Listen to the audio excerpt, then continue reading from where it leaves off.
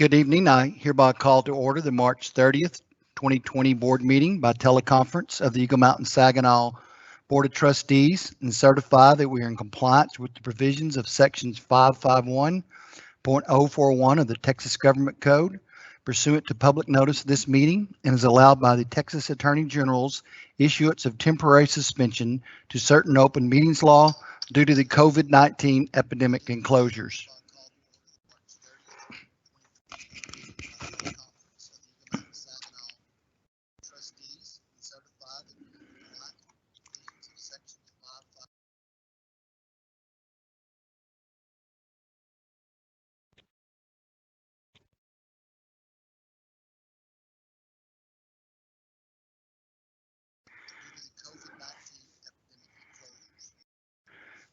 I will now request the official roll call. Trustees, please reply. Dr. Marilyn Tolbert, trustee, place 1. Present. Paige Ring, trustee, plus 2. Present. Tim Daughtry, trustee, place 3. Present. William Bowes, trustee, place 4. Present. I'm Stephen G. Newcomb, trustee, place 5, president. Elizabeth Hatley, trustee, place 6. Present. Donna Webb, trustee, place 7. Present. Dr. Jim Chadwell, superintendent. Present.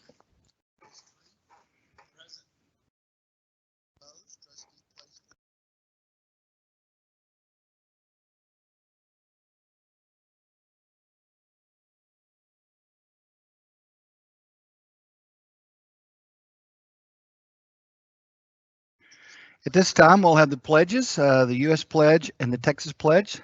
Dr. Jim Chadwell will lead us. Dr. Chadwell. Yes. Now the United States pledge.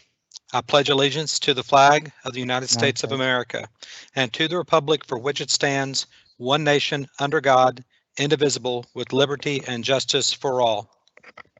And now for the Texas pledge. Honor the Texas flag. I pledge allegiance to thee, Texas, one state under God, one and indivisible.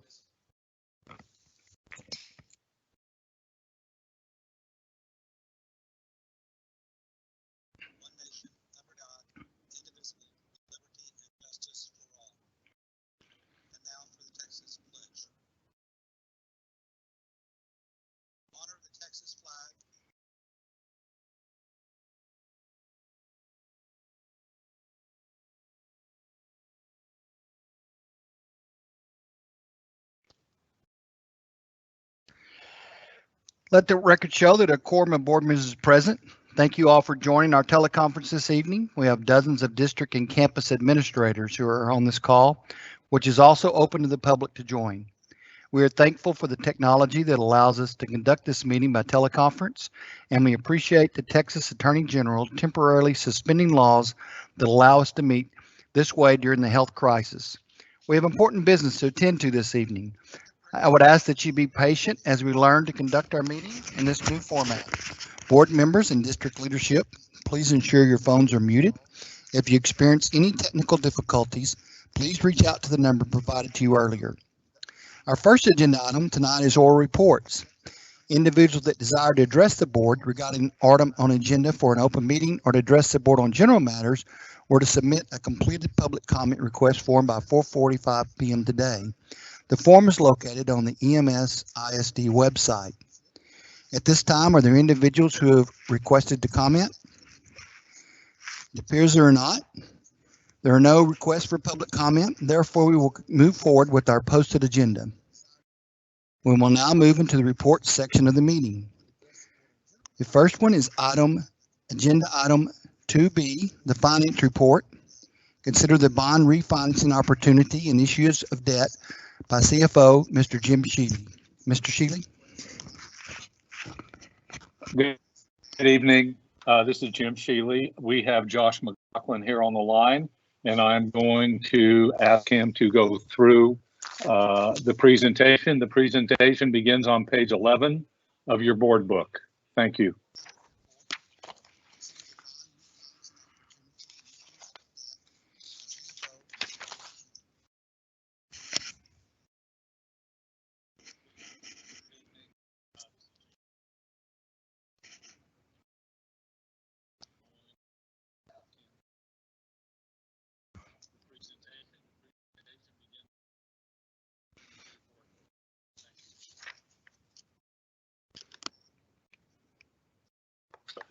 Josh, are you there? Well, I thought I saw him come in earlier.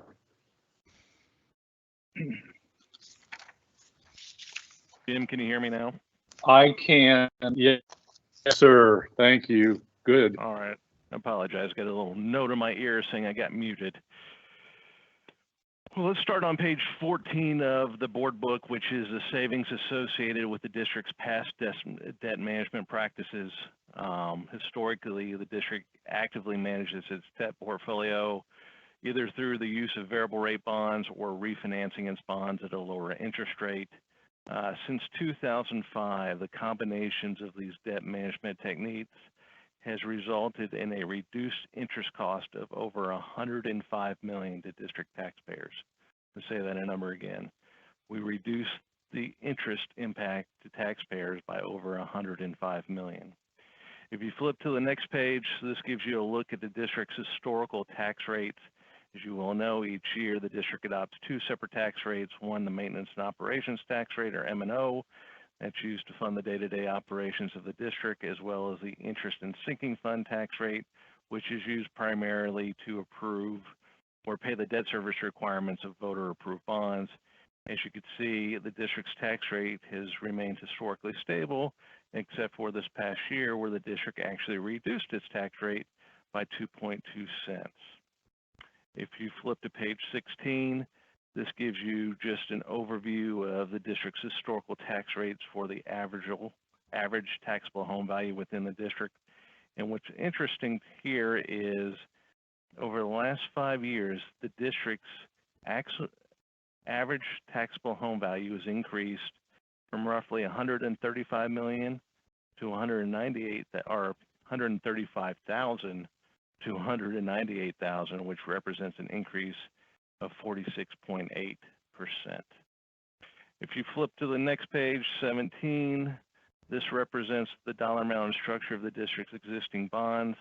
As it currently stands, the district has roughly $740 million of bonds outstanding. The district is currently rated AA- by Fitch and S&P. And if you look, its existing bond payments cover a 30-year span with principal and interest being paid each and every year. If you look at page 18, this is the same graph, except this is done by principal and interest. As of March 31st, between principal and interest, the district has a total scheduled bond payment of $1.2 billion. If we flip over to page 19, this represents the composition of the district's existing debt portfolio. Currently, roughly 93% of the district's debt is in fixed rate, roughly $53 million or a little over 7% is in variable rate. Bond rating agencies like to see anything up to 25%. So generally speaking, your debt portfolio is within prudent debt management standards. If you flip to the next page, this is a summary of the district's outstanding callable bonds. What this allows us to do is see which bonds may be up for potential prepayment on an annual basis, and or which bonds may be up, available to refinance at a lower interest rate, depending on prevailing market conditions. We flip over to the next page, this 21. This is an overview of recent market developments or events.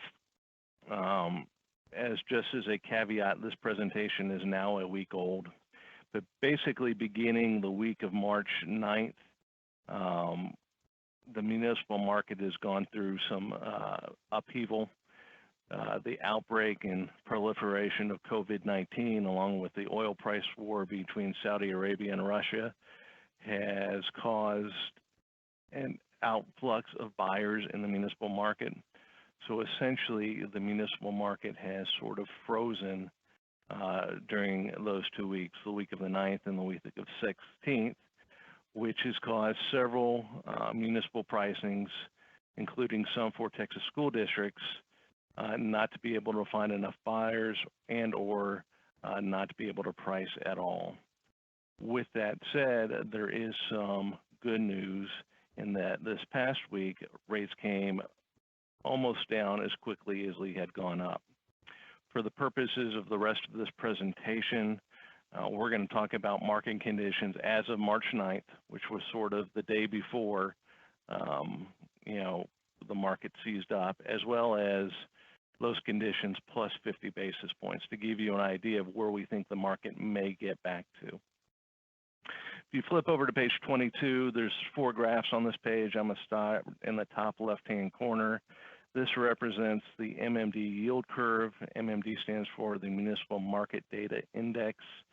And essentially, over this 2-week period, interest rates increased anywhere from 1.96 to 2.07% across the curve, or more than doubling.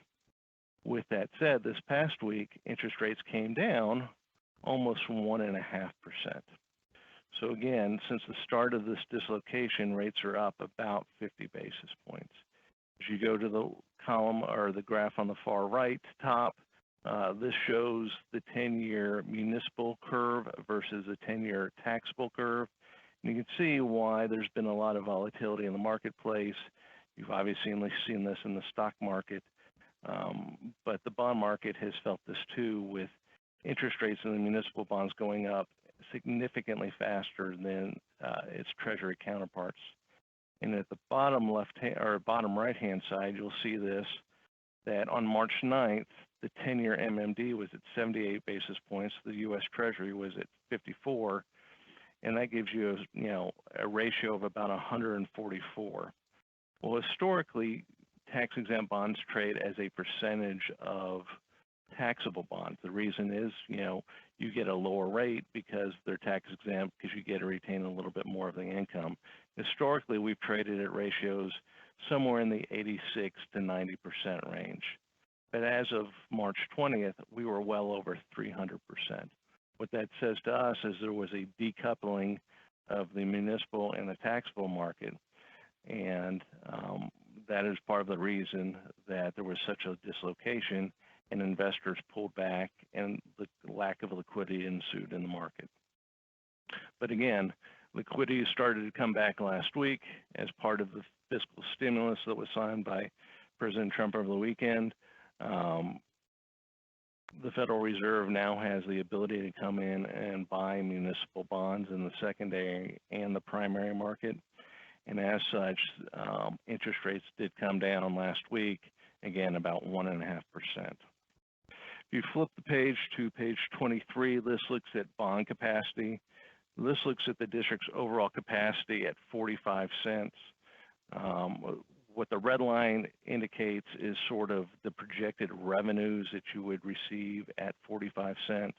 The blue shows the district's existing bond payments, and the green represents the additional bond capacity. So you see there's very limited bond capacity till we get about till year 2034. And part of that is, remember, the district just sold bonds in December, roughly $150 million at an all-in interest rate of 3%. So what makes bond capacity grow? Obviously, as your values grow more, you generate more bond capacity. As you refinance your debt and save interest costs, that will also generate bond capacity. So the district has a couple options coming up where it can refinance its debt.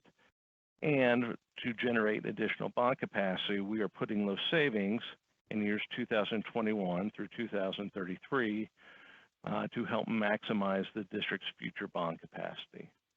So if you flip over to page 24, in May, the district can move forward with a current refunding of its outstanding Series 2010 B bonds, which is a entirely capital appreciation bond issue, as well as its Series 2000 C bonds, which are the Build America bonds that the district currently receives a federal subsidy on.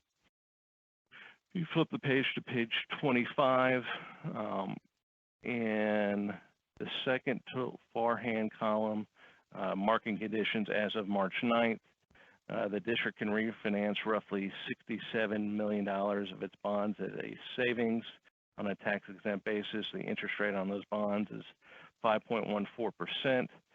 The interest rate as of March 9th on a new refunding issue would have been 2.39%, generating a savings of roughly $11.5 million to taxpayers. On a present value basis, that's roughly 13.26%, and would eliminate all the cabs associated with that issue, which would reduce it by $23.7 million. If we look at market conditions as of the 9th plus 50 basis points, you can see the interest rate on the bonds would go to 2.69%, saving taxpayers $8.3 million, roughly as the 9.5% PV savings. And again, you would eliminate all the capital appreciation bonds.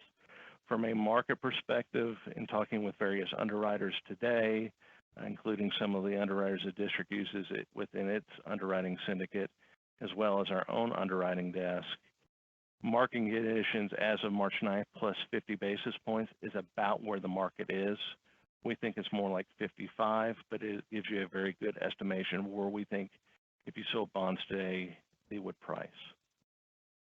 You flip over to the next page, which is 26.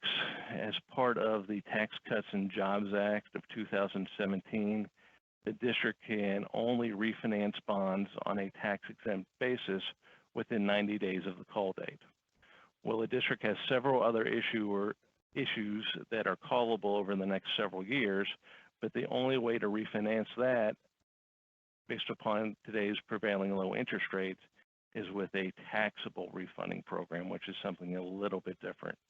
Currently, the district has roughly $30 million of its outstanding bonds that can benefit from a taxable refunding program. If you flip to page 27, roughly of that $30 million, the outstanding interest rate is 4.29%. The all-in true interest rate on a refunding issue as of March 9th would have been 2.16. The escrow yield is 48 basis points. That would have saved taxpayers an additional $4.8 million. The present value savings roughly is 14%. There is negative arbitrage associated with this issue.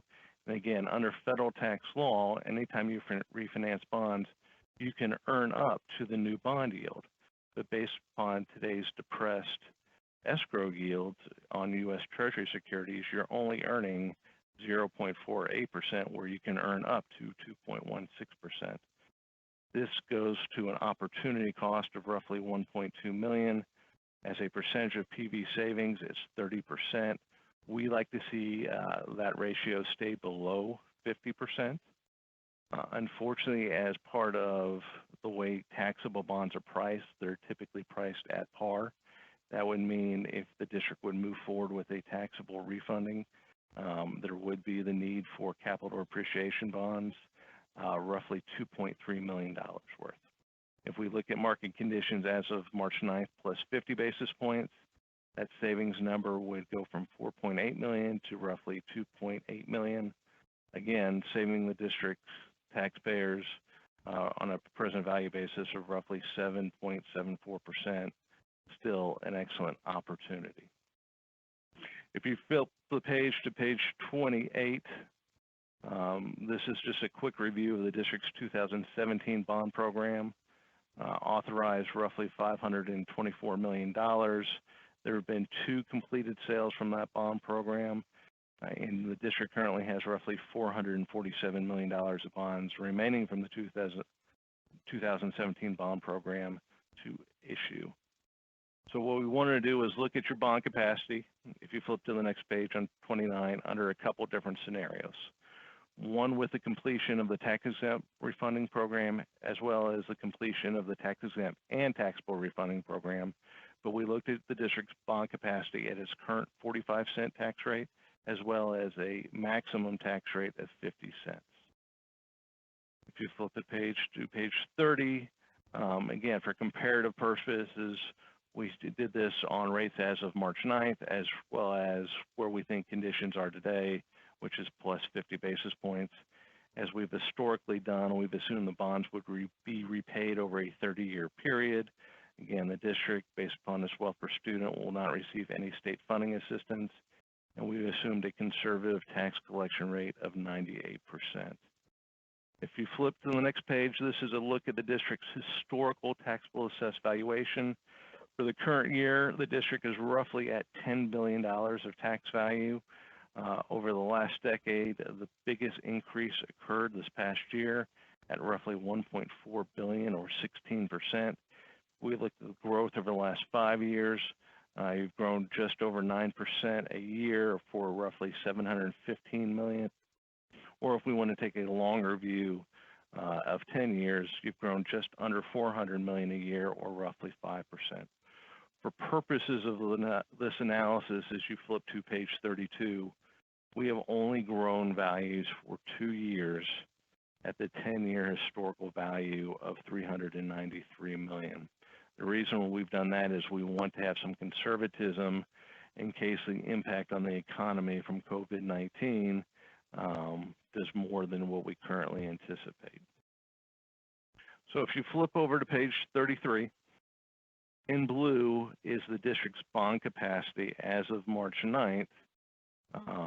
So the first column would be the completion of a tax-exempt refunding program. Under that case, the district's bond capacity would be roughly $32.58 million. If you completed a tax-exempt and taxable refunding program, your bond capacity would be roughly $37 million. In the red, it shows what the bond capacity would be at 50 cents, which for a tax-exempt refunding program in conjunction with the new money bond sale, your value, it would be roughly $140 million. With a tax-exempt and taxable refunding program, it would be roughly $144 million of new bond capacity. If you flip the page, this is based upon, again, March 9th plus 0.5%. As you could see, your bond capacity at 45 cents would be roughly 28.5 or 31 million, depending on the completion of the refunding programs, versus at 50 cents, it would be 132 million or 134 million, again, depending on the completion of the refunding programs, which is about, anywhere from $8 to $10 million less than previous page, based upon the increase in interest rates. What we're asking the board to do tonight, if you look at page 35, is adopt a parameter order. The district has historically used parameter orders when selling new bonds. In this case, there are 3 different orders we're asking the board to consider tonight. One is for a new money bond sale, where the maximum principal amount to be issued would be $150 million. This is in case the bond market comes back stronger from this dislocation than we anticipate. The all-in interest rate cannot exceed 4.5%. We would just sell the bonds over a 30-year period. And in the green, this would be the tax-exempt refunding program. The district would have to save a minimum of $7 million net of all costs. We could not exceed the maximum principal amount of the bonds that we're actually refinancing. The all-in interest rate on those bonds could not exceed 3%. And again, the final maturity would stay the same. We are not refinancing the bonds over a longer period of time. We're simply refinancing them over the same final maturity. And you see that as well in the blue for the taxable refunding program. We'd have to save a minimum of $2.75 million. Again, the interest rate cannot exceed 3%, and the final maturity would be 2042. The expiration of these orders is essentially a year. Historically, we've asked the district for 6 months. We're asking the district to consider a 1-year delegation period this time to allow us more time should market conditions warrant us to wait to see how the market acts over the following months. And again, unless each one of these parameters can be achieved, we cannot move forward with the sale of the bonds unless we get additional direction from the Board of Trustees. I know I went through this presentation relatively quickly. I'll be happy to answer any questions you might have. All right, board, let's just go down through trustee places. So Marilyn, do you have, Dr. Marilyn Tolbert, do you have any questions?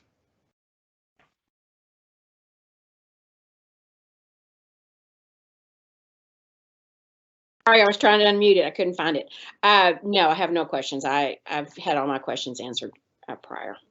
Thank you. Paige Ring, do you have any questions?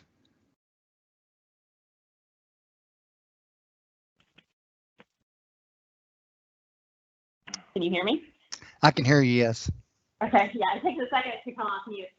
Yeah, the only question I had is if you could comment on the sensitivity analysis around if the market doesn't do what we think it's going to do in terms of tax collections, evaluations, or growth, you know, and how quickly, since we'd be pushing all the way up to the 50-cent tax, would we have to do something different, and how that might erode the savings? So again, the one comment I would make here is typically your values are set as of January 1st of each year. So given the economy has started to slow down this March, I don't anticipate that will impact your values very much, if at all, for the next fiscal year. For 2020-21, where you may see a slowdown is 2021-22. With that said, if you get anywhere near the growth that you've had the last few years, you're going to generate more growth than what we've assumed within this analysis just next year. So the basis for only growing values 2 years is to sort of hedge against, you know, an anticipated economic downturn. And again, if values grow faster than this, then it will put less pressure on your tax rate, where you could either prepay bonds or issue additional debt as needed. But I would think there would be a risk to that base year. Not like I said, this year is pretty close to being set, but that next year, I gotta believe. I mean, none of us have ever seen something like this before, to my knowledge, but I gotta believe there's going to be some degree of impact. So I understand that it's conservative out past the first 2 years, but if we ended up pushing that first year of growth off by what, you know, or even have taken a little bit of a loss, I think there may be just some sheer timing issues. How risky is that in terms of what, if that were to happen, how risky is what we would be looking at doing here about going all the way up to the 50%? Sure, you know, and the honest answer, it really depends on, you know, what your values actually end up doing. So let's say you have a decline, and maybe a situation where for a year or two that you're paying the money out of your INS fund balance, that we anticipated none of that occurring under this financing plan. Okay. We could also restructure debt. If you also look at the upcoming bonds that you have outstanding, in a time of recession or a depression, we don't anticipate interest rates going substantially higher anytime soon unless there's some type of market dislocation. As such, you have enough bonds coming up over the next few years to refinance at a lower rate. We could always put those savings in the first or second year as we need to help alleviate and keep your tax rate from going above 50 cents. Thank you. All right, thank you, Paige. Tim Daughtry, do you have any questions? Well, I guess this is the part that's dealing with making the taxes actually go up 5 cents versus keeping them where they are at 45 cents, going from 45 to 50 is that's what this chart is ultimately talking about, correct? Yes, sir. If we chose to go up and do the 50 cents versus the 45, then that means the taxes would increase 5 cents, correct? Only on the debt service side. With House Bill 3, assuming your values grow more than 2.5%, you would still have some tax rate compression on your M&O side of the tax rate. And the thought being here, and Mr. Shealy, feel free to jump in as you deem appropriate, that given the district's value growth, you will probably get compressed more than 5 cents on the M&O side of the equation. That way, the taxpayer will see, you know, a net tax rate decrease versus a tax rate staying the same or an increase. Yeah, Tim, this is Jim Shealy. Based on what we expect, and we'll know for sure when we get the April and the May estimates on the taxes in, but based on those, we anticipate that we will have a compression of the M&O rate by 10 cents. So the net impact for the overall rate would be a reduction of 5 cents. That's assuming, we get the values we anticipate in April and May for the next year, because this whole thing with the pandemic started after January 1st, which was the date of the valuation. So it should not, and it also happened after the end of the protest date. So it should have very little impact on what we're going to have in terms of values going into next year. But there would, in all likelihood, be a decrease in the overall tax rate. And with that with the tax rate decreasing, if we did the 5 cents on the INS, and then overall decreasing 5 cents because of the M&O depression of 10 cents, that would allow us to move a lot of our bond projects forward, which would have you looked at how many millions of dollars that would save in the bond package by moving a number of those projects up several years?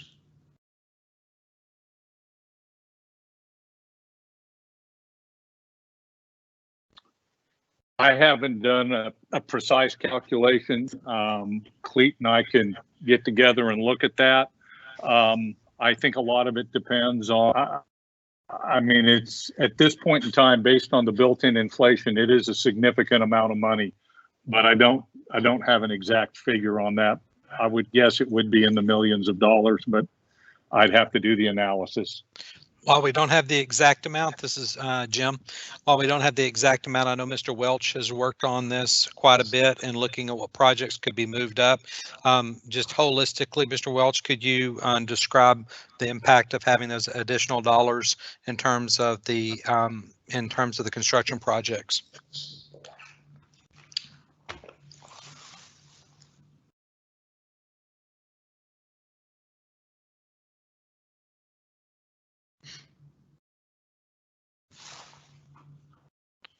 Mr. Welch, can you hear us?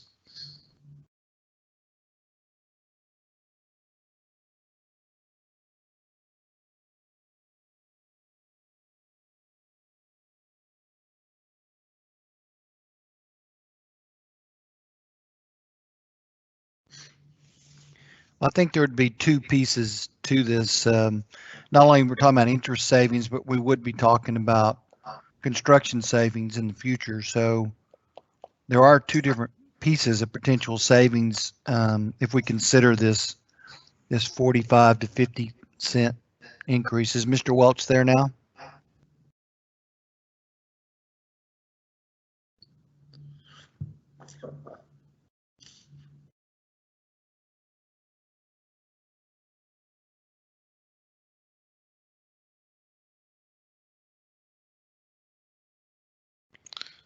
It appears we're having some technical difficulties, but we, as Mr. Shealy said, we can't put that information together for you all to see what that impact would be. I think that would be something good to look at, because like Steve just said, you view that as a double. I mean, that's two types of savings, and I think, if we looking at the bond projections, to me, I mean, it looks like it's multiple millions of dollars to me on the projects that could be moved up. Just the ones that unknown participant is now exiting. Could be moved up a year or 2 or 3, or in some cases maybe 4. I mean, that's a lot of savings just on the construction side, not counting the savings you get on the tax side. That's all. All right, thanks, Tim. You bet. All right, Mr. Welch is attempting to reconnect, and he'll get those answers. Mr. William Bowes. Yeah, just a question or two. So as long as the overall tax rate doesn't go up, I have no problem with this. It sounds like a good idea. What is there any chance? I'm sure there is a chance. What is the chance that the M&O doesn't at least come down at least 5 cents to offset this? Because what we really can't have or don't want is to increase the tax rate. So is there any way to stop this at some point if we realize this is going bad and the M&O is not going down at least 5%? That makes sense. The compression is based on the statewide growth average, which is fairly low. I'm thinking in the 2%, 2.5% area. So, as long as our growth is above the statewide average, our drop is going to be in excess of, or our drop in the M&O tax rate is going to be in excess of the 5 cents. It's almost guaranteed to go down 5 cents, in fact, significantly more than 5 cents. That's virtually impossible that it wouldn't. Okay. Yeah, that's fine then. Yeah, I think it makes a lot of sense. That's as long as that's the case. That's it. All right. Thank you, William. I think Cleet, have you joined us now? Can you estimate the tax savings on the effect of selling the bonds and moving the construction projects up?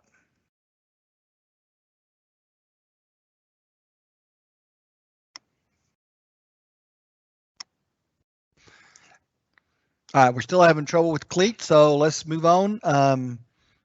Liz Hatley? I'm here. Do you have any questions on the presentation? No, my questions have been answered. Thank you. All right, Donna Webb?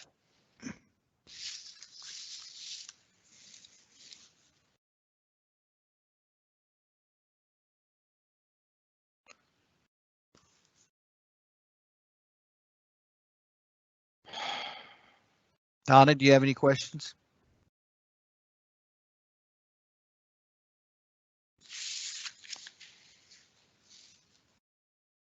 All right, hearing none from Donna, then sure anybody can unmute the mic if this brought up another question you'd like to ask before we move on to the next report.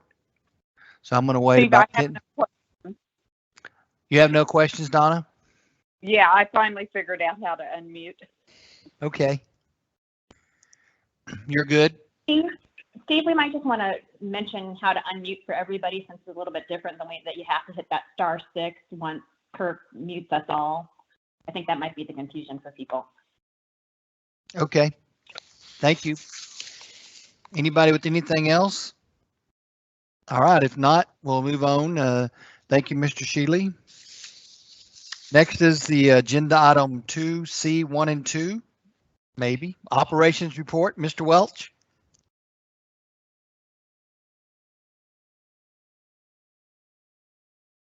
We still seem to be having trouble collecting with Cleet. Cleet, if you can hear me, where you're not coming in over the teleconference. And so we were going to move to the next item agenda. It's item agenda 2C3, the operations report. Dwayne Jones. Yeah, thank you, Mr. Newcomb. This is Dwayne Jones. As detailed on your board exhibit, Gold Star has requested the district consider a modified payment schedule during the closure period when no transportation services are being performed. The reason is to help retain driver force to ensure these people are available when the need for transportation service returns. Excuse me. Your exhibit outlines the specific request from Gold Star asking the district to continue payment of the 1/12 monthly base rate cost, which basically includes the home to school routes. A resolution will be presented tonight for your consideration, and that resolution would delegate the authority to the superintendent to negotiate the terms of any disbursement made to Gold Star. And that's all I have on that. Do you have any questions about that item? Thank you, Dwayne. That was on page 50, by the way. Oh, sorry. Yeah. That's okay. I guess I'll go through just like I did a while ago. Dr. Merlin Tolbert, any questions?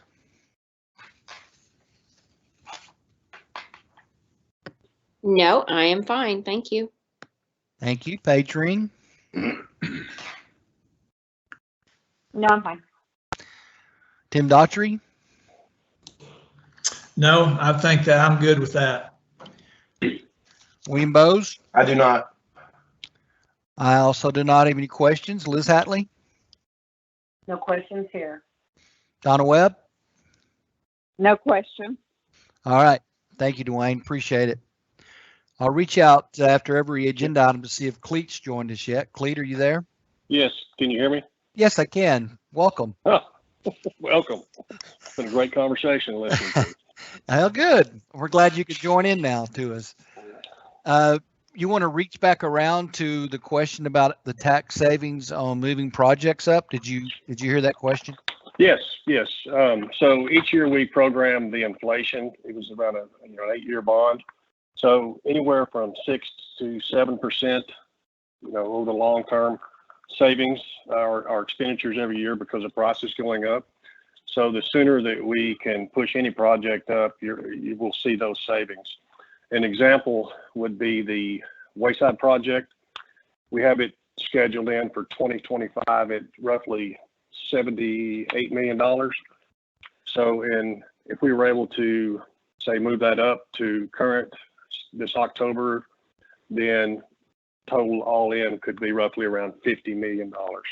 So that's the big savings that you're looking at those larger projects. All right. Thank you for that. It does. We're to your agenda item 2C1 and 2, starting on page 37 of the board book, your construction update and preparation for relocation of central administration. Right, on page 37, we'll start with Copper Creek, and if you'll flip over to page 39, I have some pictures, so I'll talk through that slideshow there. Finally, the tornado shelter has shown up at Copper Creek Elementary, and there's some bird's eye view of the walls and the roof. And you also, in one of the pictures, you will see the supports and how that is held up temporarily. And then you have the large crane to help install that. On page 40, just a front view again of the front school, and you can see how the gym from last month to this month, how dramatically the gym is just a large structure. And so I feel a lot better about having that on site. So we've lost several weeks on this, but we're back on schedule, and we will not be in trouble. On page 41 is a picture of the library. You can see it's got the lighting, it's painted, it's just waiting on the flooring and the drop-in ceiling. And on page 42, that is the main entrance from the stairs looking to the front door. And this was several weeks ago, but currently the sheetrock is all in there on the sides, both sides. And so it's starting to frame up nicely. Page 43 is the main drop-off area on the west side, looking for the parents, the cars that would come in and pick up the students. Page 44 basically shows the area where the playground will be located. It will be the dark dirt to the left, and you see some light fixtures, and it's also places where benches will go in those little cutouts, extensions, inlets. Any questions on Copper Creek?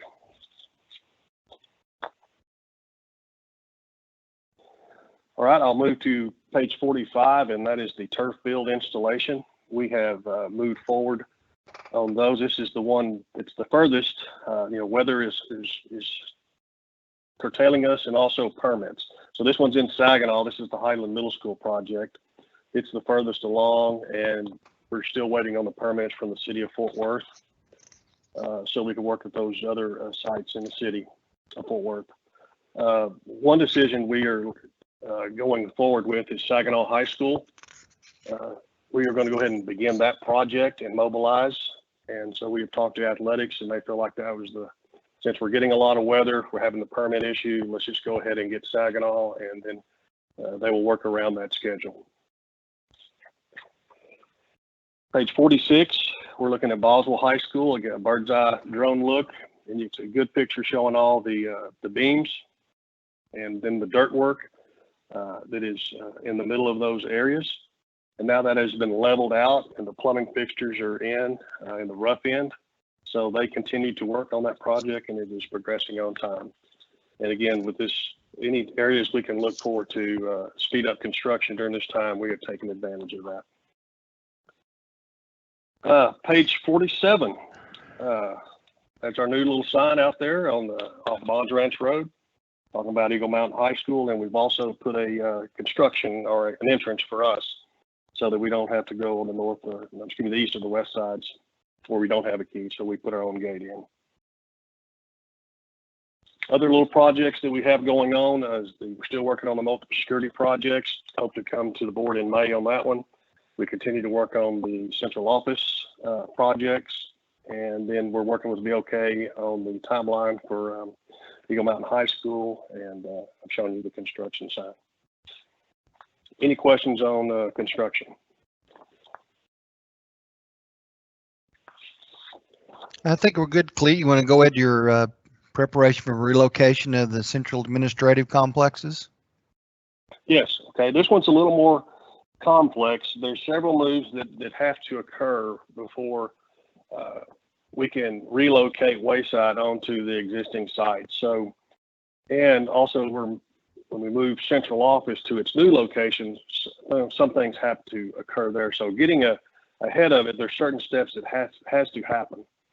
So one of the first ones we need to initiate is the Network Operations Center, which is located in Building 5. It needs to be relocated to the Weldon Hafley Center before the school year begins in 2020. And so Kirk has been working on some parts of the wiring in preparation, but we need to move forward with the knock so that we can have that ready for the beginning of the school year and free up Building 5. The second part of this is, we're going to talk about several different things here, but the biggest area is the warehouse. The warehouse, the John L. Price Maintenance and Transportation Complex has a large warehouse, and it was built in 2009. It was built to double in size is when we needed that. So we're currently getting to that point. With, I mentioned a while ago, Building 5, when that building goes away and we move the Network Operations Center out of there, there's also some other things that are in that building, such as the curriculum books. It is a curriculum warehouse with maintenance folks that help deliver those items. We've also got walk-in coolers, freezers, and then a technology storage component to it.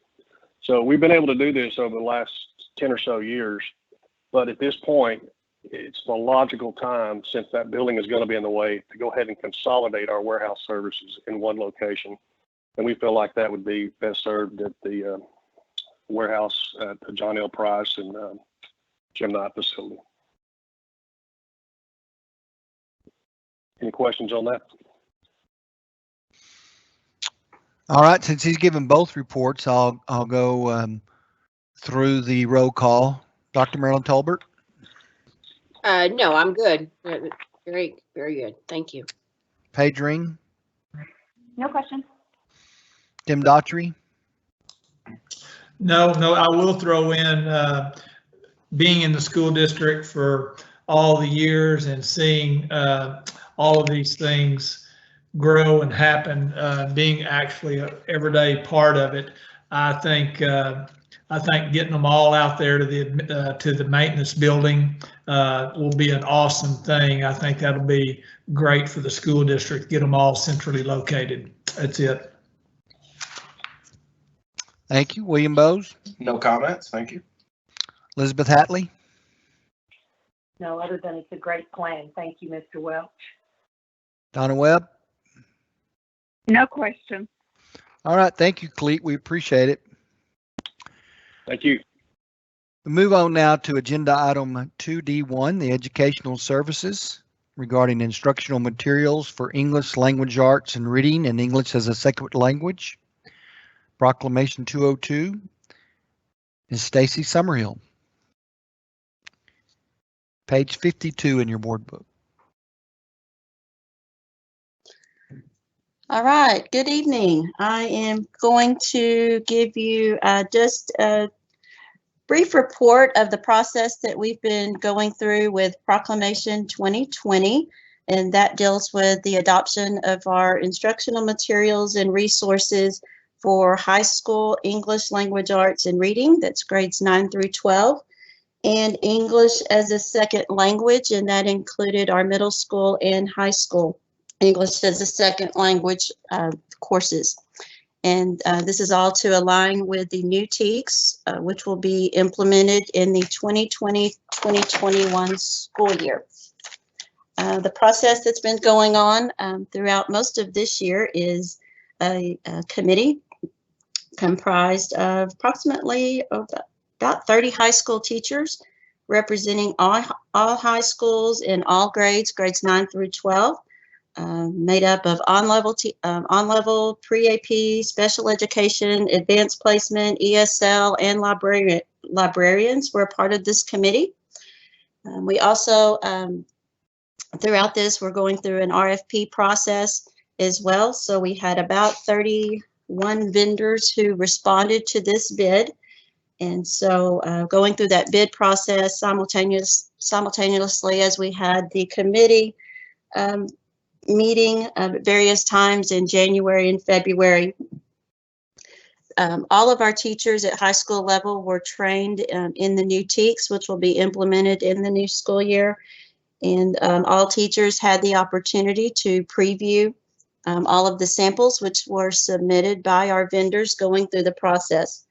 So our committee took the recommendations and evaluation comments and input submitted by teachers who evaluated and reviewed the materials, and took all of that information and compiled that and reviewed it, and as a committee looked at several factors that were a part of the process, primarily dealing with the quality and extent to which the goods met the needs of the district.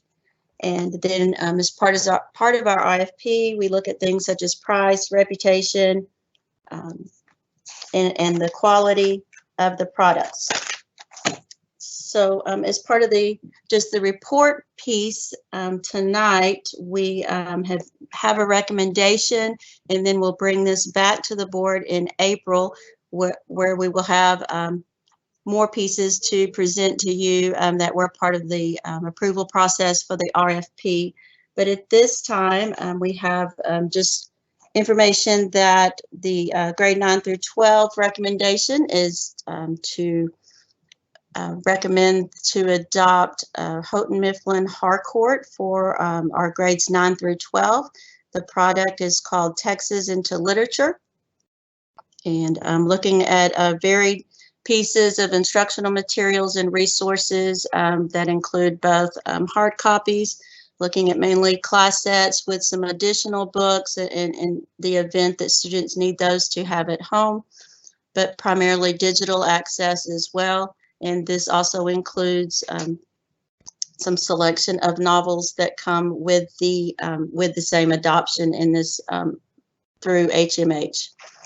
And then the ESL portion of the recommendation all comes from the vendor recommend Cengage. That aligns with our current adoption, just includes some updated pieces and some additional online pieces as well.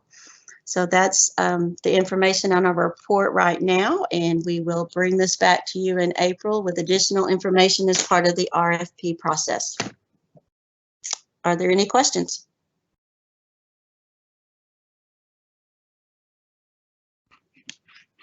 I don't believe so. We appreciate it, Stacy. Thanks to the teachers and the librarians and really everyone who served on the committee to go through this and get our curriculum aligned and these things on the agenda. We'll look forward to the report coming back as an action item in April, and then anything you want to add, you can share with us then.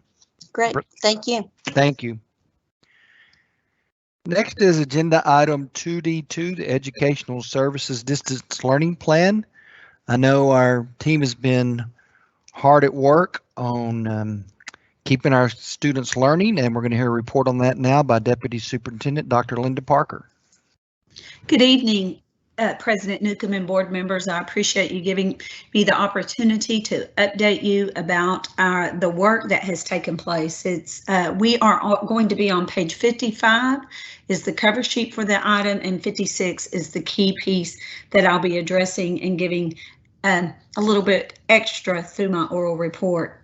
First of all, I wanted to let you know that I am giving a report on the EMS ISD Distance Learning Plan, but before I begin, I would like to thank all of the members and teams, not only in educational services, but throughout our entire district, for the support they have and they continue to provide, so we are able to launch and keep the distance learning plan for EMS ISD moving forward. We've been able to accomplish in a very, 2 weeks, what would have taken over 2 years of planning and communicating. We are on page, like I said, 56 for the update. The Texas Education Agency provided a resource to all districts showing 4 phases of the distance learning process. I'm pleased to report that before that plan came out, we were already on target with the work we were doing. Starting in that first week of March 16th through 20th, when our curriculum coordinators and instructional technologists worked under the leadership of Stacy Summerhill and Cindy Tucker to plan for distance learning. They were able to establish professional development, provide the professional development for the teachers, and plan out the learning platform for our students. Behind the scenes, Kirk and his team developed a plan for device distribution and worked with the campus principals to train and process the distribution of devices. We did a great job this past week getting devices into the hands of students, and will continue to meet the needs of resources. Moving into week 2, as you can see on the agenda item, students were provided with enrichment opportunities on choice boards, and teachers began working with coordinators to plan for both enrichment as well as new learning. For most students, the first week of distance learning was focused on enrichment, while some specialized courses, such as advanced placement, cosmetology, where they're working online, and other specialized courses, moved forward with new concepts. This is what the TEA calls phase 3 of the plan, where we are working operationally to enhance our at-home model for learning. With the implementation plan and ongoing supportive communications, we have been able to get this up and running. I want to commend Lisa Dunn and Dr. Dana Barnes for their support of the principals and the campuses. They are on virtual meetings every morning with principals, and I'm hoping they're able to start moving those to 2 or 3 times a week, but they're able to, because of this communication, they're able to resolve concerns and address issues in a very quick response time. During phase 2 and 3, and really when I think of phase 2 and 3, I'm talking about March 16th through the 27th, we have been able to clarify expectations of teachers and principals, as well as our own roles in the work of distance learning. We have our elementary teachers doing a daily video morning message to lay out the expectations for that day's learning. The secondary teachers are communicating through the platform that works best for them. Elementary teachers are as well. They're emailing parents and doing some things on Flipgrid and Nearpod. We've guided them to the use of Canvas and Office 365 products at the secondary level. Key in this is balancing the need for communication without overwhelming families and parents. This second week, we also began our virtual PLC plan. The PLC teams are expected to meet weekly in a virtual setting to support each other, go over the performance standards of the week, and we'll start sharing products that students have submitted. If you've been online on Twitter or on Facebook, I'm sure you're seeing some of those products already being displayed.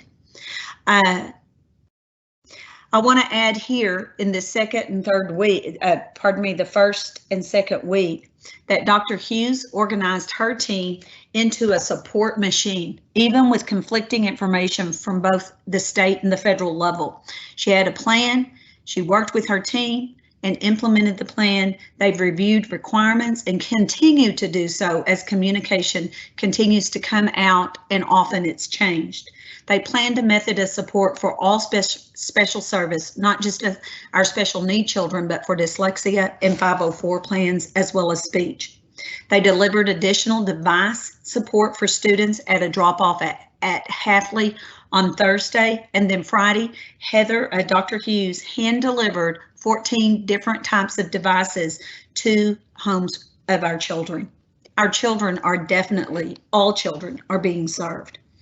As you see on this document that you are viewing on page 56, we are now working on the one-page lesson sheets for teachers to share with parents. Even this week, we're working more to streamline the expectation for what must be done to show mastery of the standards or the performance task, and then what can be done to enrich and enhance the learning. Coordinators are updating the choice boards on our website every 2 weeks as a resource for parents, and our teachers refer to these in their one-pagers. In phase 4, the key is instructional continuity, and that's where we hope to be at least by the end of this week. We'll continue to utilize our learning platforms like Canvas, Nearpod, Flipgrid, Office 365 products, but we've asked for communication, especially at the secondary level, to be emailed to students as well as the one-pager a week to parents. We are allowing some freedom in the work done by specialized teachers in specialized courses.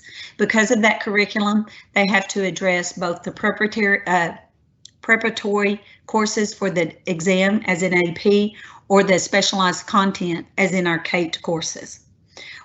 We are also working this week to finalize the grading plan. Dr. Dana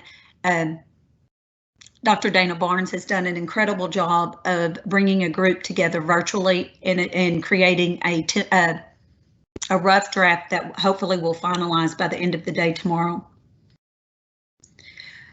In this, we're using rubrics, converting mastery for performance tasks, converting mastery or failure to show mastery to a number in the grade book that will be parents will be able to see in Skyward, all while allowing students to work with teachers to improve the grades. Also, as they come in, we'll give students an opportunity to improve those grades through feedback and resubmission.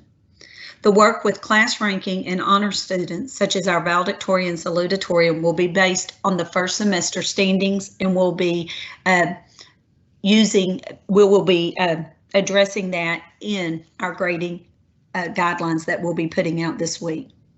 We continue to work with neighboring districts to share and gain input. We also know at this time that we will continue the work in continuity of the learning plan for the next several weeks. Although the one-pager you have ends at April 3rd, we know it's at least until April 17th that will continue and fall into rhythm of this online distance learning. My goal is to give you weekly updates on the work each Friday in the update. I hope you enjoyed this last weekend's update with the detailed work of each section or department in educational services. These leaders have done an incredible job with teachers at every level of instruction.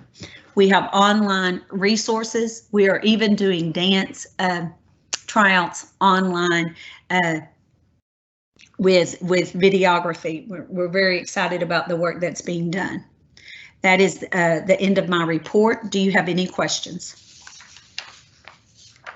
Well, thank you, Dr. Parker. I know you've been working hard, you and your team, the leadership team, and Dr. Hughes and all the people you've mentioned that have been an integral part of this. I would like, since this is what we're currently doing, to run through the board and see if you have any questions. We'll start with Dr. Tolbert. Yes, thank you, Steve. Thank you, Mr. Newcomb, President Newcomb, and thank you, Linda. Please, I echo Steve's comments of thanking you and your group, your team, for working so hard. I've heard lots of good things, and I've heard some families that are still struggling a little bit. So could you give us just a little bit of information about how families are handling it and how teachers are handling it? Because I've heard you know, everybody's working as hard as they can and as fast as they can, but I know we're still learning. So is there anything in particular the board could help you with, or just so that we can understand what's going on? In all honesty, Marilyn, I don't know. I think that you can be a listening ear and give us input as needed. What we are doing is listening to the comments that are coming in through Let's Talk, getting feedback from our teachers. I think we'll fall into a rhythm, especially by the end of this week, that will resolve some of the concerns. I personally call people when I have an opportunity to make contact with them. Our principals do the same thing, as well as Dana and Lisa, in regards to support. And once they can voice their frustration or fear about the online distance learning and their role in it, we're able to find a solution. I've not heard of anyone yet who hasn't been able to find a solution or calm nerves with a parent that we've been working with. We do have devices in the hands of our students, and if parents need more than one device, I think we're at the point where we can continue to help support that. We are also looking at streamlining. That's what I hear from parents right now, is how can we streamline communication so they're not overwhelmed. So we started that last Friday with updates from the principals each Friday, and trying to give them the weekend to look at those lessons, and if they want to do them over the weekend, they're welcome to, or then waiting on Monday when the teachers teachers are also then contacting them before Monday with the direct. I said that so wrong. I'm sorry. I'm talking about a week ago. This week, principals responded to our parents, gave them the links that they would be needing, and then our teachers posted some things, especially at the secondary level, directly to the students. But I think, again, once we finish up this week, we'll fall into a stronger rhythm, and things, our teachers won't be having to feel like they have to work 18 hours a day.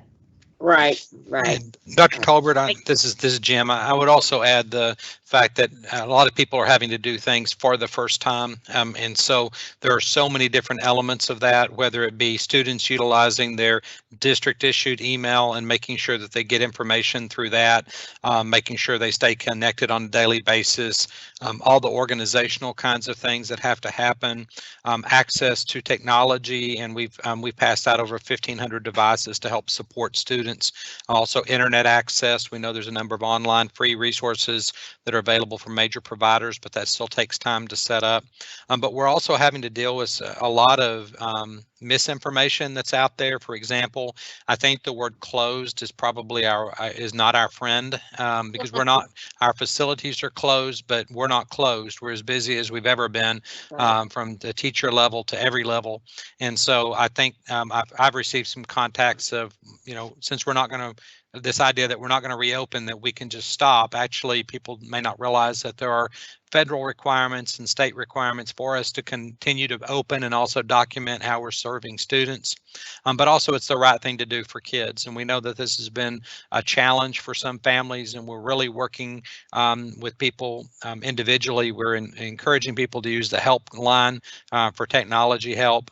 But as we continue to do this, we are going to have essentially a no-fault system. I mean, if it takes some people more time to get access and get resources, then we will support them in that interim. And there are some people that are ready to blast ahead 2 to 3 weeks. And so we're really dealing with that big variance between those. But the main thing is we're not stopping. We're going to every day reevaluate, reassess all of our strengths and weaknesses. And we have an item on the agenda for consideration tonight to be able to lease additional student devices so that we can go to a temporary one-to-one at our secondary level, which I think will help in those areas where there's resource deficits. Right.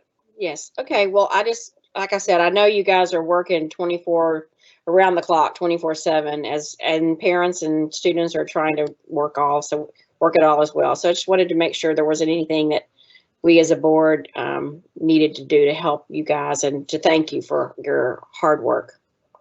I appreciate that. I think I know as an educator and a teacher for over 25 years, I'm running into some of the same challenges of just priorities and organization and helping my own kids, and I can imagine for people that do not have that background at all, it's certainly overwhelming. And so we just have to be. People have actually been, even when they're frustrated, they've actually been very kind and understanding, and we just have to keep working with one another because it is a partnership.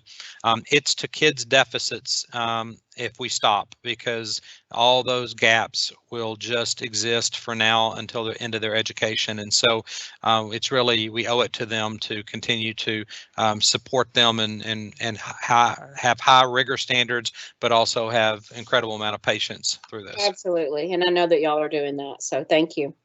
Thank you. Thank you. All right, Paige Ring. I didn't really have any questions. I guess just a comment. I'm just amazed at what we've been able to do here as a district. I think it's just phenomenal. And I'm just so proud of our teams and what they've been able to do. As a parent, as I look at the materials that my kids are getting, I mean, they are stellar. They are challenging the kids, not overly challenging the kids, lots of different robust options. And the teachers and all the staff is just engaging and really reaching out. I mean, to me, it's really been very well done in this short of a time frame. And with these challenges, I'm just truly impressed. So thank you for all your hard work. Thank you so much. We have truly, many of our teachers have moved to a whole new level, and it's not about going back. It's about how this will impact their future teaching positively as well. Thank you. Tim Daughtry. Yeah, I'd just like to say the same thing. I've got my wife is actually in there with the teachers doing their thing, and it's just I just don't think everybody realizes how amazing that y'all have been to get out this stuff in such a short period of time. I mean, it's just beyond words from the people I talk to, that it's just incredible. And y'all done outstanding, from y'all to Kirk to everybody involved. And we appreciate it. Thanks. Thank you. Thank you, Tim. William Bowes. Yeah, with 2 elementary kids, I've seen this firsthand, and it is very impressive. We get a video for those of you who don't have kids. We'll get a video we'll send Miss McBride. First thing in the morning, we open it up. He's excited while he's eating breakfast, and she encourages him to read, gives him some instruction, and then, man, he takes off and goes into a room, sits in his corner and reads, and it's really impressive. And Bailey, it's easier for her, 5th grader, but to get a 1st grader's attention and want to read and want to learn during this time, a lot of credit goes to the mom or the parent too. And hopefully, I know people aren't as lucky as we are as far as that goes, because my wife's been laid off, but she's a taskmaster. But yeah, it's great. So we've been so impressed, and hopefully it's really going to help the kids. So thank y'all so much, and thanks Kirk for all the technology. I know it's got to be so tough. So that's it. Thank you.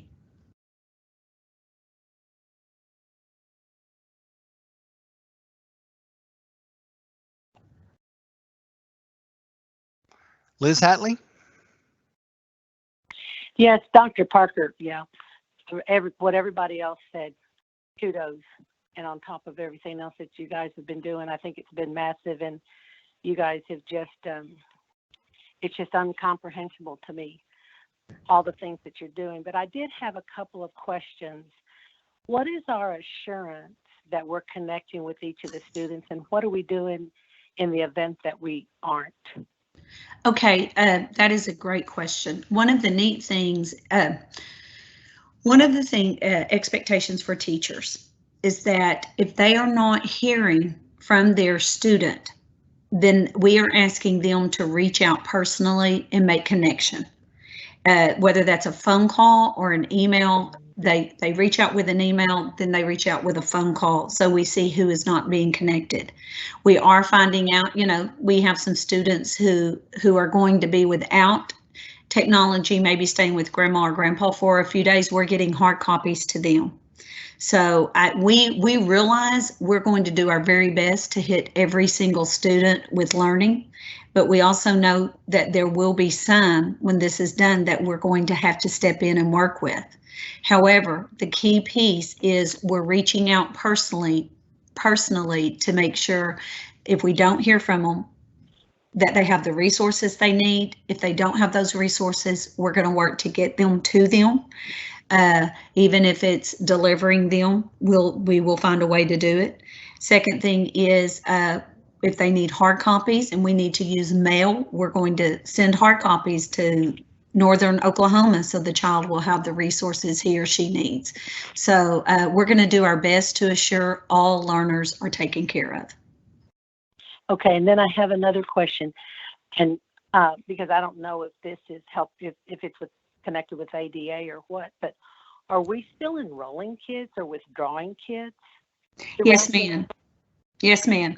We are required to enroll and withdraw. We received clarification today in regards to that, but yes, we are enrolling and they'll meet their teacher virtually and just move forward with distance learning like we have planned. Okay, and then my last question, it's accountability. And I know we're not doing, the assessment, and I know, teaching like we are. It's just, I know we're reaching out to the kids, but then overarching, I think about, will there be deficits? And will that change our curriculum? I know they've already rolled out the TEKS and the teachers have all that, but does that change curriculum for next year? For repeat or gaps? We are, that's the next phase we have to move into, is how to address that. One of the opportunities we will have is summer learning and summer learning opportunities. So we have not had time yet to talk about the gaps and how we will address those, but we will have to do some assessments either when we return to school or when we return to school in the fall. But we know those things are kind of on the back burner for this week, but we will move into addressing those. The neat thing is we have asked our instructional coaches and interventionists to continue with small group instruction by setting up opportunities with parents through Skype, through Teams meetings, in ways that they can engage those learners who already needed a little extra support, even moving through this distance learning time. And just one other. Dr. Chadwick. Yes, ma'am. Go ahead. No, go ahead. The next question was for you. Has Commissioner Morath said anything about what Dr. Parker has mentioned about summer learning in regards to that and possibly funding? Nothing specific on summer learning yet, but we have had a daily conference call with the commissioner, with all the districts in the state.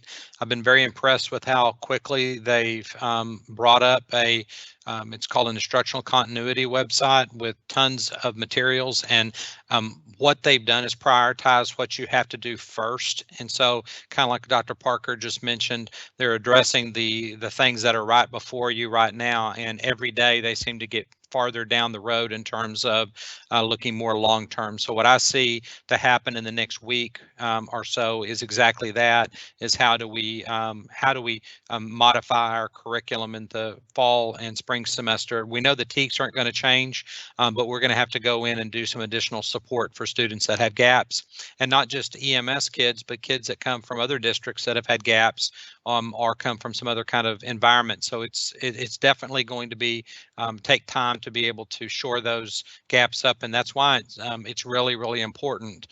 Even though I've been encouraged by some to just kind of let the rest of the year go and just kind of keep kids busy or not, and that's obviously not an option. I know it's not an option for my own children, and I would expect that I would do as much for every other kid in the district as my own. Our kids have a need to continue to learn. I believe that it's really important for them to have that structure. And so we're balancing, Ms. Hatley, right now between two things: continuing to have rigor and have standards, but also having a level of flexibility that gives time for all kids to be able to do the work that they need to do if it takes them a little bit longer.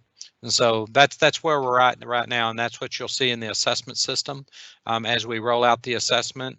Right now, it appears that what we'll come up with is a pass-fail for the spring semester, but that doesn't mean students won't be assessed for their work. It just means in the end, it may equate into a pass-fail, but they will receive numeric grades for their performance on each individual assignment, but then we'll give a lot of flexibility and latitude, as Dr. Parker mentioned. If somebody's in a difficult spot, we're having to mail material back and forth and that type of thing. But it's important we have standards, because if we don't, there could be some people that simply would say, I'm not going to do anything, they're going to pass me, and that would really be a foolish decision, because we are going to continue to hold kids to standards, but we also will be flexible and work with them and meet them where they're at. Sounds wonderful. And I know there aren't enough words to tell you guys how much we appreciate you, because this is massive. And I know, you know, it's a step-by-step thing. And, you know, it's funny that you said, Dr. Parker, that it would take, 2 years to do what you guys have rolled out in just a few weeks. So, you know, just know that we really appreciate everything that y'all are doing day in and day out. Thank you so much. I am sharing that with my team as we meet. Thank you. All right, Donna Webb. Very shortly. I just wanted to thank administration, the teachers, and really the students and the parents. This has been, I know, one hard time, and y'all are handling it admirably. I also want to give kudos to food service for feeding our children. Yeah, utmost respect for y'all. Really can't believe y'all have gotten this together that quickly. Thank you. I appreciate that. All right, thank you for that report, Dr. Parker. I will wait just to see if anybody else wants to circle back around or thought of anything. I just had one more comment. This is Paige on the Dr. Chadwell's comments about making sure kids know that we will be taking the pass-fail, or however it looks, for the spring semester seriously. That piece may have been lost on some of our students, I think, with the initial piece being just enrichment. So we may need another communication that makes sure kids know they really do have to engage. Absolutely. And we have paused there. There was so much information going to parents this last week. And that was one of the concerns that we would receive, is that we're getting so much, we're getting lost with the amount. And we knew that that's not something that we were going to finalize until this week. And once that's finalized, we will be sending communication out, and we're asking for some even simplistic language that we'll keep sending out to people, and they'll reiterate it through teachers, through principals, and through central. But you're absolutely right, because there's a lot of misinformation out there. Something I just received this weekend is, since Dallas and Fort Worth schools are closed, why don't y'all close? And it's like, they're not closed. None of us are really closed. There's just so much misinformation out there that we'll have to correct. But I appreciate you saying that. Thank you. Thank you. All right, thank you, Dr. Parker. We appreciate all your work, Dr. Barnes, everybody. If I start naming people, I'll leave somebody off, but just know we are very appreciative of the time you're putting in and the progress you've made and how our students are distance learning. Our last report item is agenda item 2E1, Human Resources Report, some additional staffing report. Dr. Debbie Dawkins. Hi there, President Newcomb, members of the board, Dr. Chadwell. Starting on page 57 of the board book, I will be reporting on additional staffing. The administration is recommending the following positions that have been identified for consideration for 2020-2021. District leadership team has reviewed these as priority positions to support our campus and district strategic plans. As you can see from the report, we are moving forward with a recommendation for full day pre-K at Elkins Elementary. We also have some additional staffings for Copper Creek Elementary. And then if you look, the social workers that we are requesting would be covered by compensatory funding. That's one part of the board report, would be the professional ops and paraprofessional staff. And then the second part of this report, the Human Resources Department has worked collaboratively for several months with the athletic department, Dr. Chadwell, business office, on a study to review EMS ISD stipends in comparison to neighboring districts in an effort to stay competitive with recruiting and retention. We have done these in all areas. We are reporting on athletics tonight, in part because of the enhancement to recruiting efforts with hiring competitively. We have compared stipends from the following school districts, and these are our neighbors, and these are people that we vie for candidates with, most prominently Northwest ISD, Mansfield, Keller, HEB, Grapevine, Colleyville, Birdville, Carroll, and Denton. So we looked at every stipend that they offer in athletics and all of the other stipends across the district, but tonight specifically athletics. And the study revealed the need to adjust EMS ISD stipends in many areas in comparison to the market median. The athletic portion of the study is being reported on again tonight, just as a report and just for timeliness on recruitment. Dr. Chadwell did share with me some additional information that was requested from the board, possibly on the current stipends that we have now and what's being proposed tonight. And I can provide any additional information that you request on that. So on the report, we are asking just priority positions. I've asterisked the positions that we would like to ask to be able to be posted so that we can hopefully recruit the top quality candidates for those positions. The other positions we would not ask to post at this time. And again, this is a report for the positions, and we would bring those back in April for additional consideration. Yes, and Dr. Dawkins, one thing that she and I talked about this today at the request of a board member is to have current stipend information so you see the comparison between the two. And so we will be sending you an update with that information. It's not, it's going to be, some of these are not quite as simple to show the side by side, and you'll see what I'm saying when I send it, but it'll be helpful, and we'll make that adjustment and send it to you.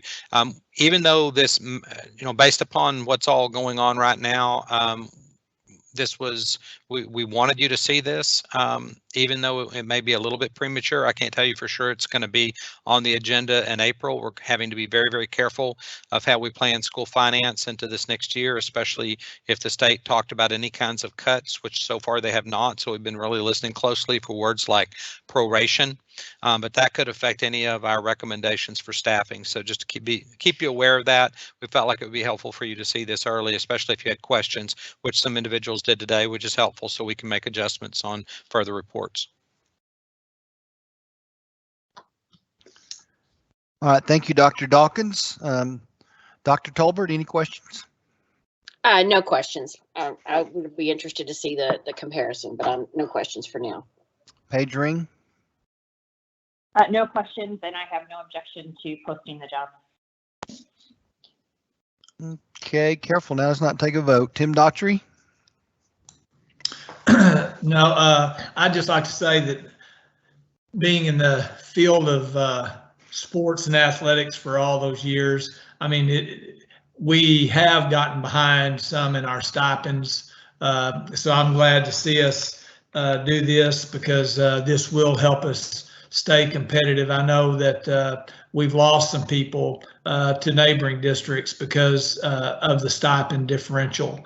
And so I think this will be good. I will say this, over the course of the several years now, we used to apply the same raise to stipends as we did to the salary. So if we had got a 2% raise, then the same 2% went to the stipends. And we did that for years and years and years. And that's what kept our stipends competitive without having to make massive hikes to them.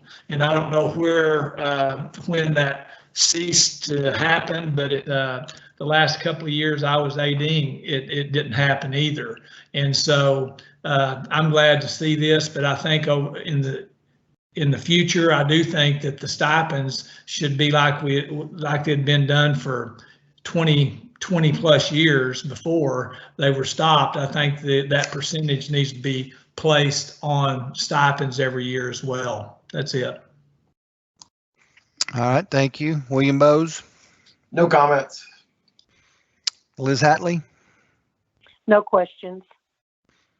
Donna Webb. No question. All right, thank you all. That does take us to the end of our reports. It's 6:30. We're going to take a 5-minute break and come back to the action items. So actually, I think I'm just going to say a 5-minute recess and we'll resume in 5 minutes. Do not hang up.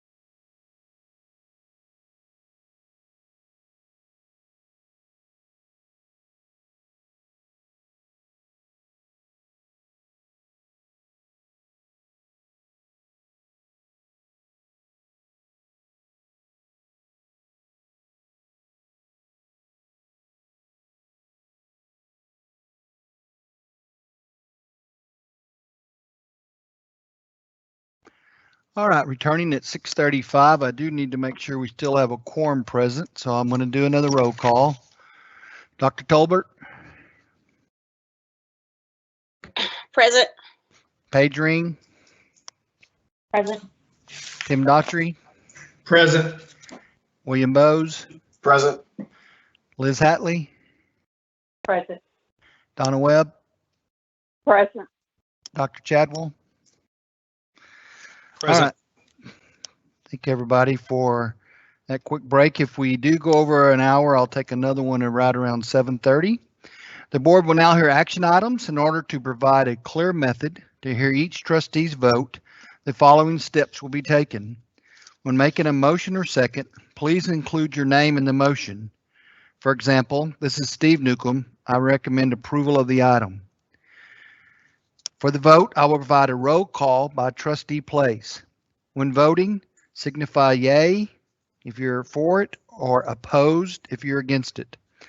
I will respond to each vote, repeating your vote for clarification. For example, thank you, Dr. Tolbert. I've recorded your vote in favor of item 3A, approval of resolution. At the end of the voting, I will report the vote count for confirmation. For example, the item carries 6-1.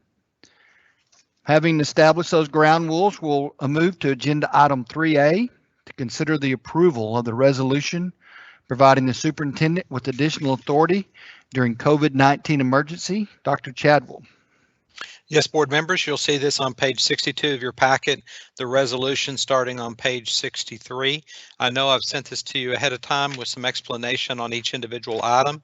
One comment that I'll make, and then I'll turn it over for any questions that you have, is I will send you an update this week with examples on the 1 through 11 categories to talk about which items we'll utilize very soon, and which areas that we're just holding out, because in some cases we're not having to exercise those immediately, that will be on hold with those. And so at this time, I'll stop and answer any questions that you may have.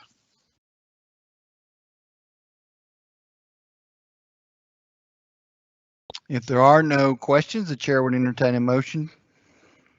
I recommend we approve the resolution providing the superintendent with additional authority during the COVID-19 emergency as presented.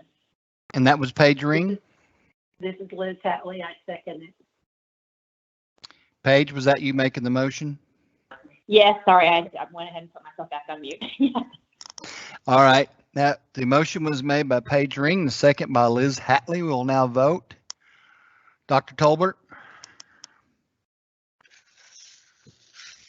Yay. Dr. Tolbert says yay. Thank you, Dr. Tolbert. I've recorded your vote in favor of item 3A, approval of the resolution. Paige Ring. Yay. Thank you, Paige Ring. I have recorded your vote in favor of item 3A, approval of resolution. Tim Daughtry. Yay. Thank you, Tim Daughtry. I've recorded your vote in favor of item 3A, approval of resolution. William Bowes. Yay. Thank you, William Bowes. I have recorded your vote in favor of item 3A, approval of resolution. Liz Hatley. Yay. Thank you, Liz Hatley. I've recorded your vote in favor of item 3A, approval of resolution. Donna Webb.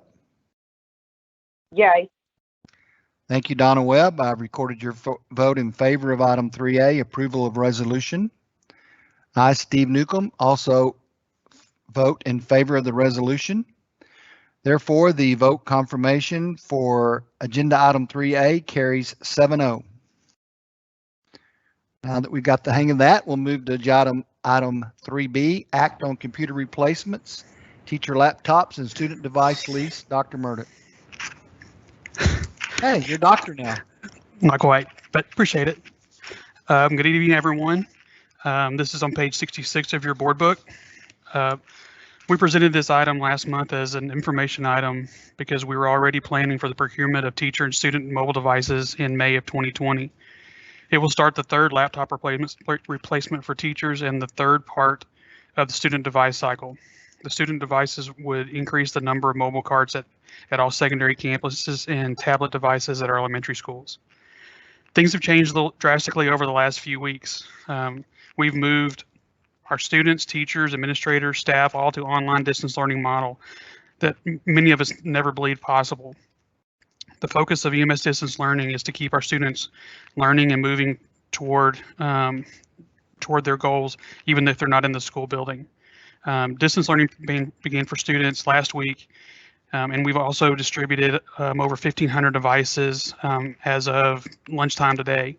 And those are just based on needs. We're trying to hit the needs first, and then we're going to come back and fill in the gaps here in the next few days. We expect that number to grow even more this week as instruction continues and increases. We saw a pretty good uptick today on the help desk calls because people are starting to get started. Because of the extraordinary circumstances related to COVID-19 and the challenges of appropriate access of our students, we'd like to move to a temporary one-to-one device deployment for secondary students for the remainder of the semester. The current lead time is about 2.5 weeks from order to delivery. If approved, the secondary students most likely receive devices in mid-April. This will allow students to complete assignments at home that are being assigned through the EMS Distance Learning Plan. When campuses are able to resume normal operations, all secondary devices will be returned to the campus and would facilitate the provision of mobile carts in every classroom. Elementary devices would be returned and distributed to the classroom for use as well. Each year when we start a new lease, documentation is needed to complete an opinion letter. Part of the letter requires confirmation that the Board of Trustees has authorized the lease as is the method of procurement. We're asking for approval of leasing as our acquisition method. This is Marilyn. I move that we authorize the acquisition of laptops for staff and students by entering into a lease agreement. Second, this is Liz Hatley.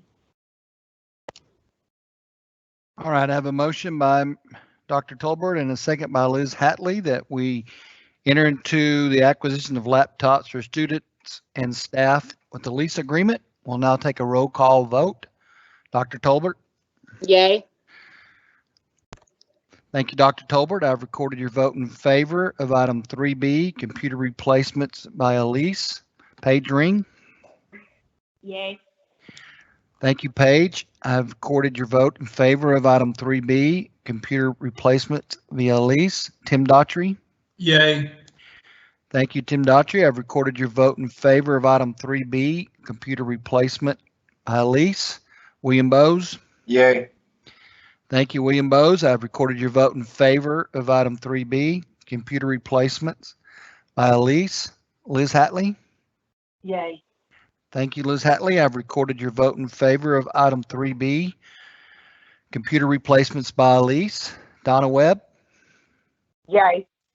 Thank you, Donna Webb. I've recorded your vote in favor of item 3B, computer replacement by lease. This is Steve Newcomb, and I also vote yay in favor of item 3B, computer replacements by lease. Therefore, the motion carries 7-0. The next action item is agenda item 3C to name an architect of record for consolidation of all warehouse services and relocations in the Network Operations Center. Dr. Jones. Thank you, Mr. Newcomb. Good evening again. We are on page 68 of your board book. As Mr. Welch presented in the operations report, planning and preparation has begun for the relocation of the central administration complexes, which will include consolidation of all warehouse functions to the gym night maintenance and operations building, and the relocation of the Network Operations Center from Admin Building 5.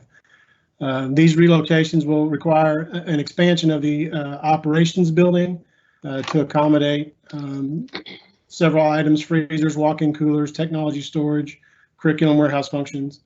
The operations department would like to recommend VLK Architects to be the architect of record for this project. And I'll answer any questions at this time.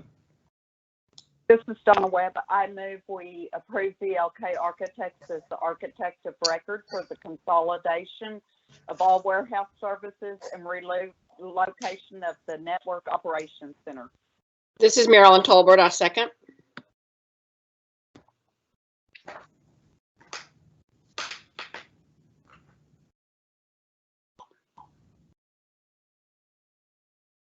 I had a motion by Donna Webb and a second by Marilyn Tolbert.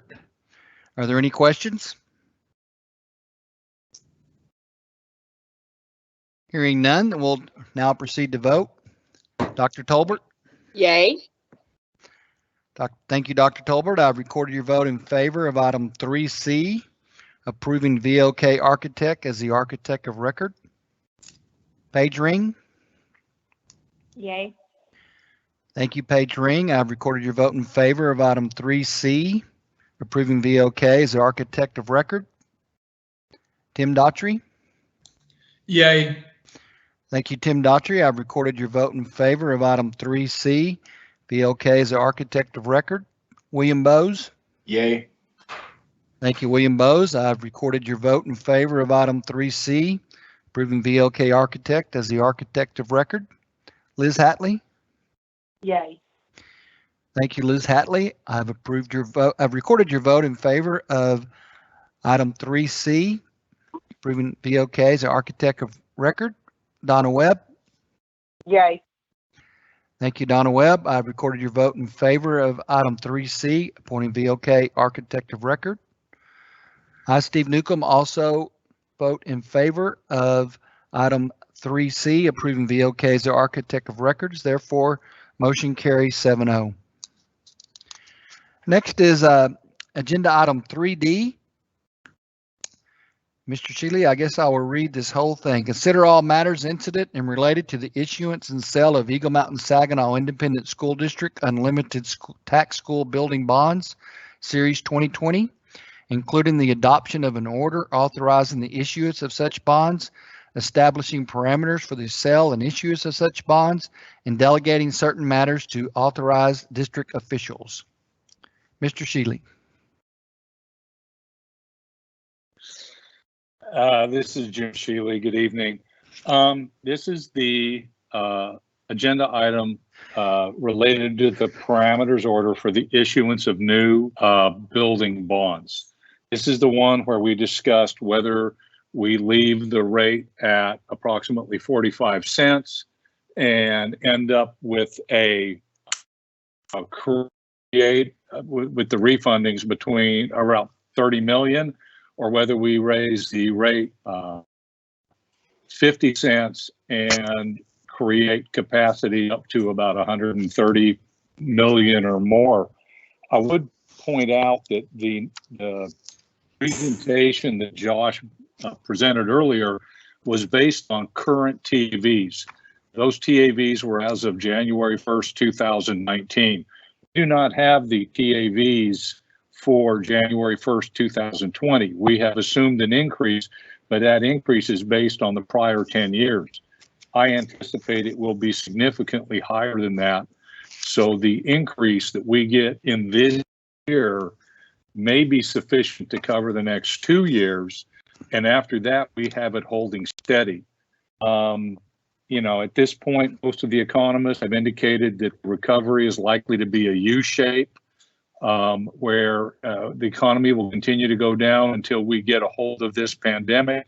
And at that point in time, because this is not a creation of an economic situation, but rather fear, they anticipate it will come back. So what TAVs would be in January 1st, 2021 is difficult to say. But I am confident that the TAVs that we're going to get information on in the middle of April and the middle of May will show significant increases. We will not be ready to go to market until after we get the April very preliminary numbers. And when we get those numbers, if they are not where we think they belong, we will not pull the trigger on the issuance of new bonds. But this parameters order would allow us or give us permission to go forward, assuming all of the criteria that we're looking for are correct and the market behaves.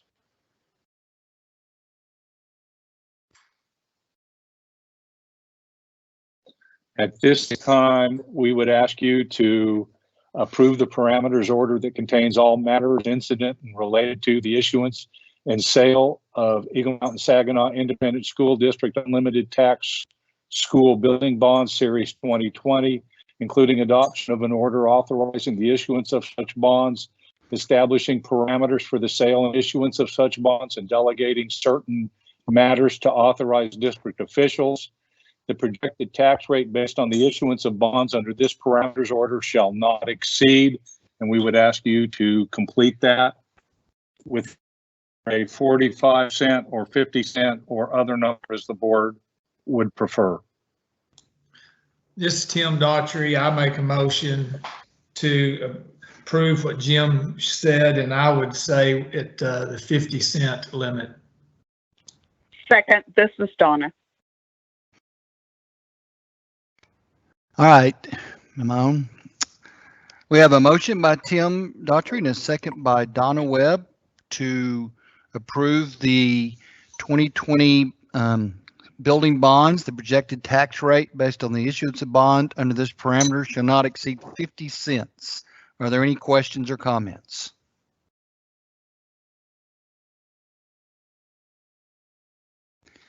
Hearing none, we'll take a roll call vote. Dr. Talbert. Yay. Paige Ring. Yay.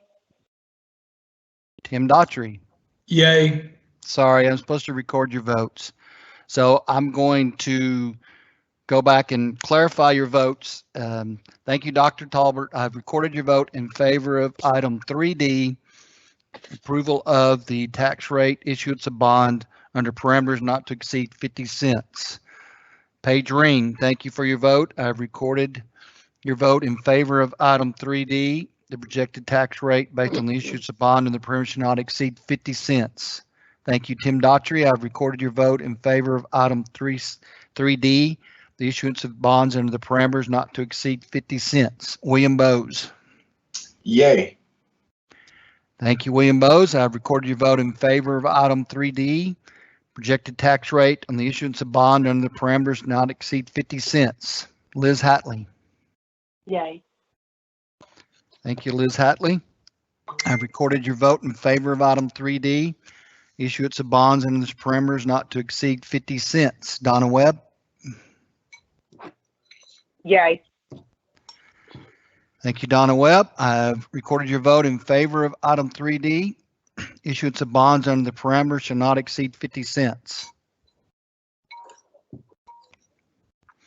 I, Steve Newcomb, will also vote in favor of item 3D, the issuance of bonds under the parameters not to exceed 50 cents. Therefore, the motion carries 7-0. Thank you, board. We now move on to another. Consider all matters incident. This is agenda item 3E. It's on page 112 of your board book.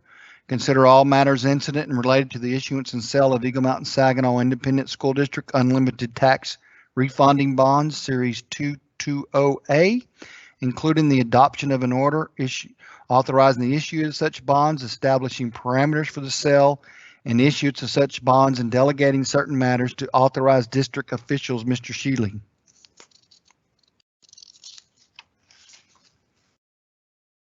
Yeah, sorry, I couldn't find my unmute button. This is Jim Shealy. Item 3E was referred to in the initial report at the 5 o'clock session, and it relates to the issue or to the refunding of tax exempt bonds, using tax exempt bonds to replace those bonds. The savings is fairly substantial. Normally, we try to get 6%. I believe the percentage here is in excess of 10%. Accordingly, we would ask the board to approve the parameters order that considers all matters incident and related to the issuance and sale of Eagle Mountain Saginaw Independent School District Unlimited Tax School Refunding. I think I got on the wrong one.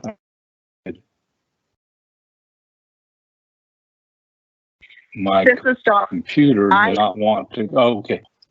This is Donna Webb. I move the board approve the parameters order that considers all matters incident related to the issuance and sale of Eagle Mountain Saginaw Independent School District Unlimited Tax School Building Bond Series 2020-A, including the adoption of an order authorizing the issuance of such bonds, establishing parameters for the sale and issuance of such bonds, and delegating certain matters to authorized district officials.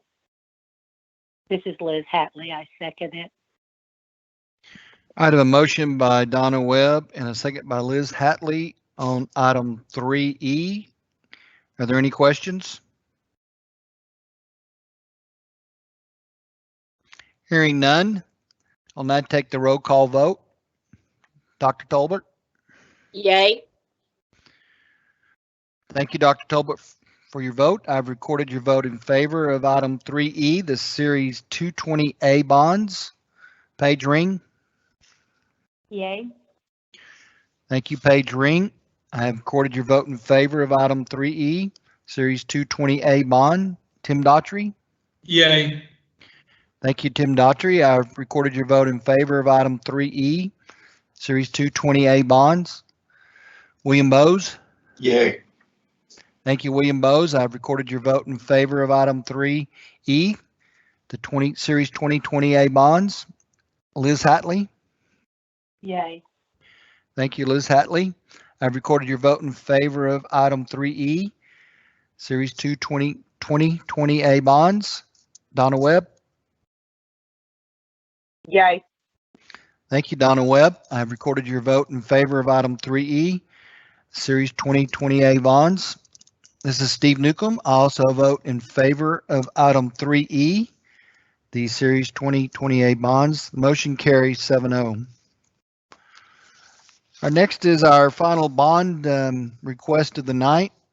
It's item 3F. It's on page 158.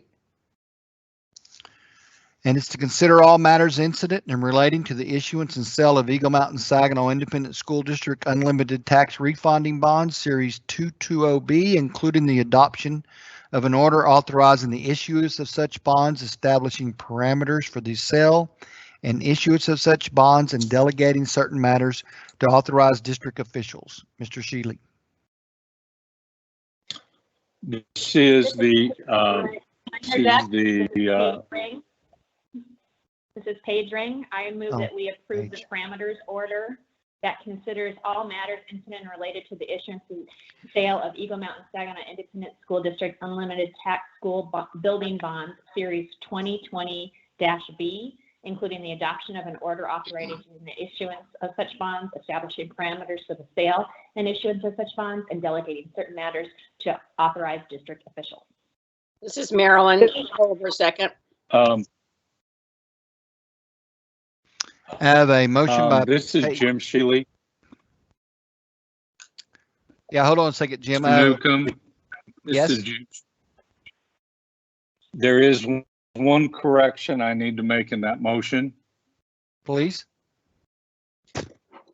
These are not building bonds. These are refunding bonds. That was a mistake in the motion. It should say Eagle Mountain Saginaw Independent School District Unlimited Tax School Refunding Bonds. Other than that, the rest of the motion is correct.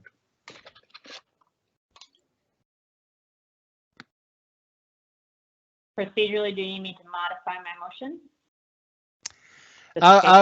I would say that you would, Paige, reread it with the unlimited tax school refinancing bonds. Okay, refinancing bonds is the word I want to use. Okay, so I am amending my motion to say approve the parameters order that consists of all matters incident and related to the issuance and sale of Eagle Mountain Saginaw Independent School District Unlimited School Refinancing Bonds, Series 2020B, including the adoption of an order authorizing the issuance of such bonds, establishing parameters for the sale and issuance of such bonds, and delegating certain matters to authorized district officials. It's Marilyn, second. Marilyn Tolbert, second. Thank you, Paige. Thank you, Marilyn. Any questions on this motion? Hearing none, Chair will now do a roll call vote. Dr. Tolbert? Yay. Thank you, Dr. Tolbert. I've recorded your vote in favor of item 3F, Series 2020B bonds. Paige Ring? Yay. Thank you, Paige Ring. I've recorded your vote in favor of item 3F, Series 2020B bonds. Tim Daughtry? Yay.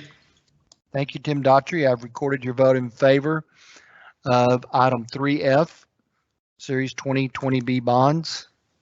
William Bowes? Yes.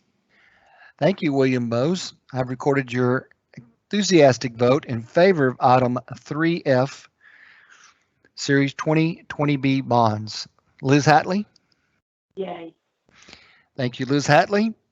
Recorded your vote in favor of item 3F, Series 2020-B bonds. Donna Webb? Yay. Thank you, Donna Webb. I've recorded your vote in favor of item 3F, approving the Series 2020-B bonds. I, Steve Newcomb, also vote in favor of item 3F, which is the Series 2020B bond. Therefore, the motion carries 7-0. Before we leave you leave us, Mr. Shealy, did the motion on 3E also need to be addressed? Because it said tax school building bonds. Should it have said refinancing? On page 112.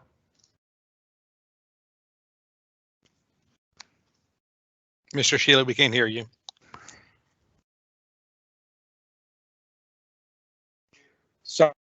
Sorry about that. Yes, I missed it on that one. I caught it on F. It should be tax school refunding bonds. All right. So for Robert Rules of Orders purpose, I'm going to go back to 3E. And Donna Webb, you made the motion, and Liz Hatley, you seconded it. So is it, do you accept the friendly amendment to replace building bonds with refunded bonds, sorry. Refunded. Refunded. Donna? Yes, Jim, I accept that amendment to refunding, and I think we probably need to do that on the next one too, because we did it refinance. All right. I second it. All right, Liz, thank you. So, board, we've had a friendly amendment, a motion, and a second to replace the word building bonds with refunded bonds. The motion would now read to approve the parameters order that considers all matters incident and related to the issuance and sale of Eagle Mountain Saginaw Independent School District Unlimited Tax School Refunded Bonds, Series 2020A, including the adoption of an order authorizing the issuance of such bonds, establishing parameters for the sale and issuance of such bonds, and delegating certain matters to authorized district officials. So I will take a roll call vote and just ask if you approve of the friendly amendment. That's how I'm going to phrase it without objection. Dr. Tolbert. Yay. Thank you, Dr. Tolbert. I've recorded your vote in favor of the amended item 3E. Paige Ring. Yay. Thank you, Paige Ring. I've recorded your vote in favor of the amended item 3E. Tim Daughtry. Yay. Thank you, Tim Daughtry. I've recorded your vote in favor of the amended item 3E. William Bowes. Yay. Thank you, William Bowes. I've recorded your vote in favor of amended item 3E. Liz Hatley. Yay. Thank you, Liz Hatley. I've recorded your vote in favor of the amended item 3E. Donna Webb. Yay. Thank you, Donna Webb. I've recorded your vote in favor of amended item 3E. I, Steve Newcomb, also vote for the approval of the amended item 3E. Therefore, the motion carries 7-0. Donna, were you saying that we also misspoke on the item 3F? I understood y'all saying refinancing bonds, and I was understanding that as refunding bonds. You may need to check with Jim for sure. That is correct. It should be refunding. All right. Paige Ring, you made the motion. Dr. Tolbert, you seconded it. Again, do you accept the friendly rewording? I accept the friendly amendment. This is Marilyn. I accept the friendly amendment. Second it. Thank you. We'll now do the roll call vote. Dr. Marilyn Tolbert, do you accept the friendly amendment on item 3F? Yay. Thank you, Dr. Tolbert, I recorded your vote in favor of item 3F amended. Paige Ring. Yay. Thank you, Paige Ring. I've recorded your vote in favor of the amended item 3F. Tim Daughtry. Yay. Thank you, Tim Daughtry. I've recorded your vote in favor of amended item 3F. William Bowes. Yay. Thank you, William Bowes. I've recorded your vote in favor of amended item 3F. Liz Hatley. Yay. Thank you, Liz Hatley. I've recorded your vote in favor of amended item 3F. Donna Webb. Yay. Thank you, Donna Webb. I've recorded your vote in favor of amended item 3F. I, Steve Newcomb, also vote in favor of the item as amended in 3F. Motion carries 7-0. Thank you all for your patience with that. We now go to item 3G to consider the approval of the resolution of the Board of Trustees regarding continuation of payment under transportation contract during the COVID-19 emergency. Mr. Jones. This is Thank Donna you. Webb. I move we approve the resolution of the Board of Trustees regarding the continuation of payment under transportation contract during the COVID-19 emergency. This is Marilyn Tolbert. I second. All right, we have a motion by Donna Webb and a second by Marilyn Tolbert. Are there any questions for Mr. Jones?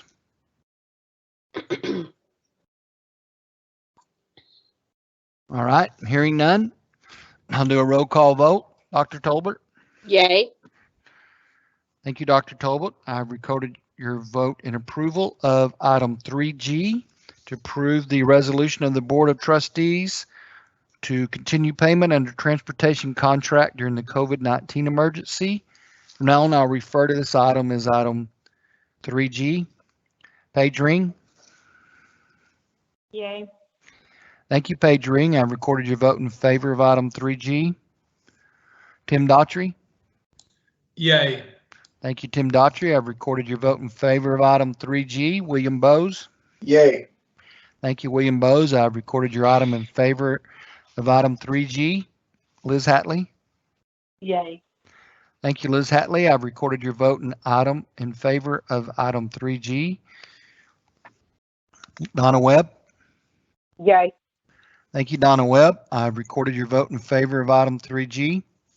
This is Steve Newcomb. I also record a vote in favor of item 3G. Therefore, the motion carries 7-0. That concludes the action item portion of the agenda. At this time, we move into routine monthly reports. Are there any questions from trustees on any of our routine monthly reports?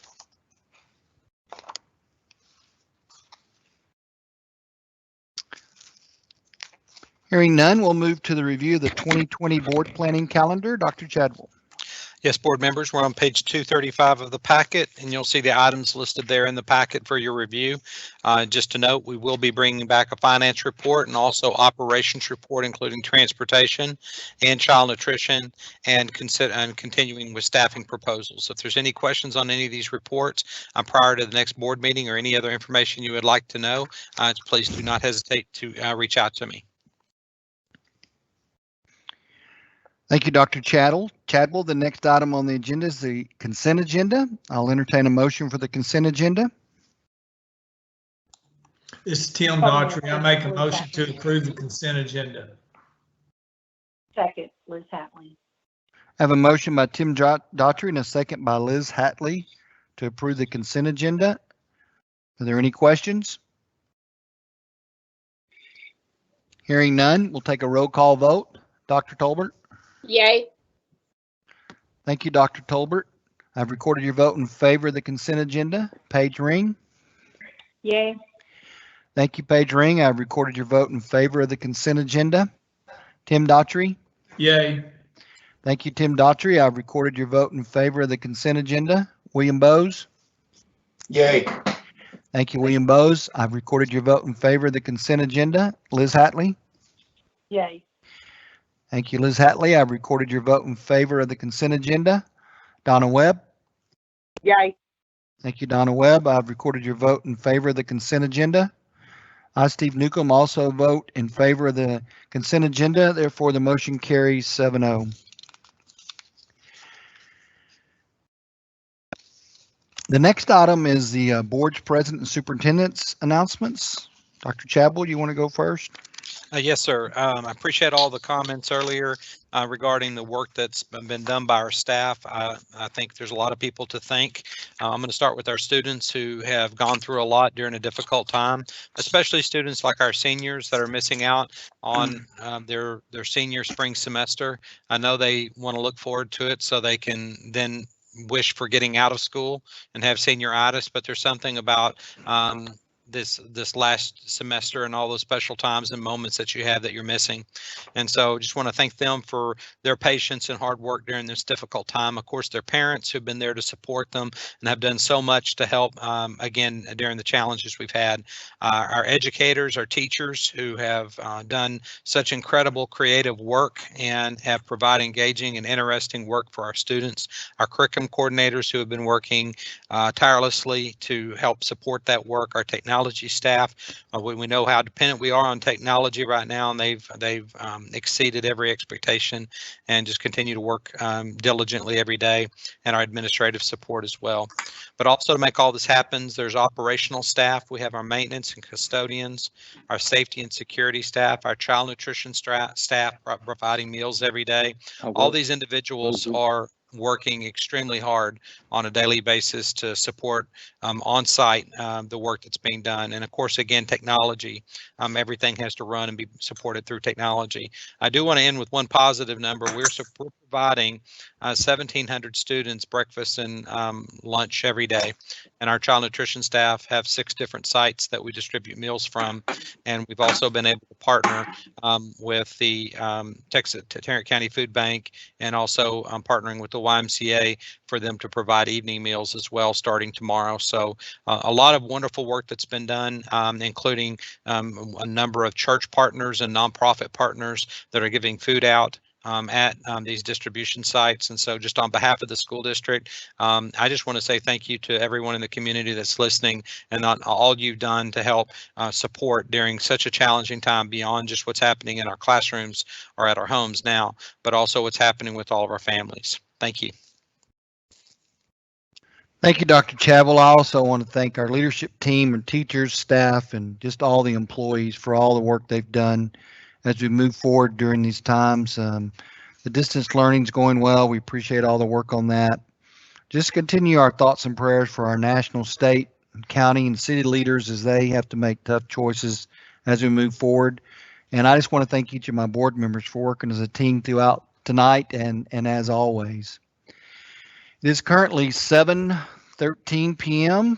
on Monday, March 30th, 2020. The board will now adjourn to closed section pursuant to the following sections of the Texas Open Meetings Act: 551.071, consultation with board's attorney; 551.072, purpose of deliberating purchase, exchange, lease, or value of real property; 551.074, purpose of deliberating the appointment, employment, reassignment of duties, or discipline of a public officer or employee, including contract renewals for district employees; 551.075 for the purpose of deliberations regarding deployment or specification for implementation of security; and 551.082 considering discipline of a public school child or complaint or charge against personnel. Other participants, please remain on the phone line, and the board will return to this phone line immediately following the executive session for the conclusion of the public meeting. Thank you.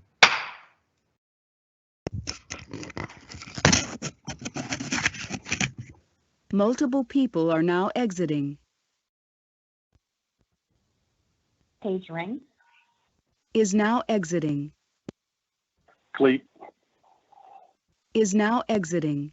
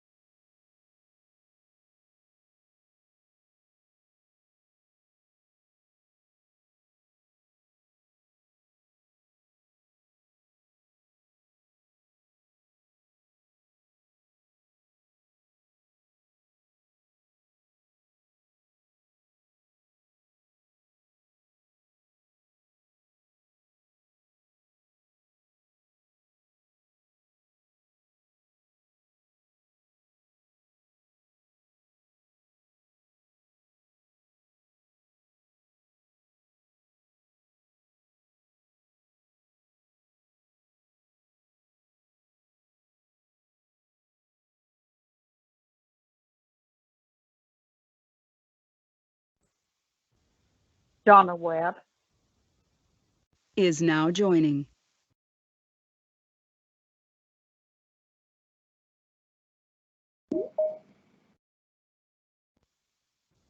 Page ring. Is now joining. Unknown participant is now joining.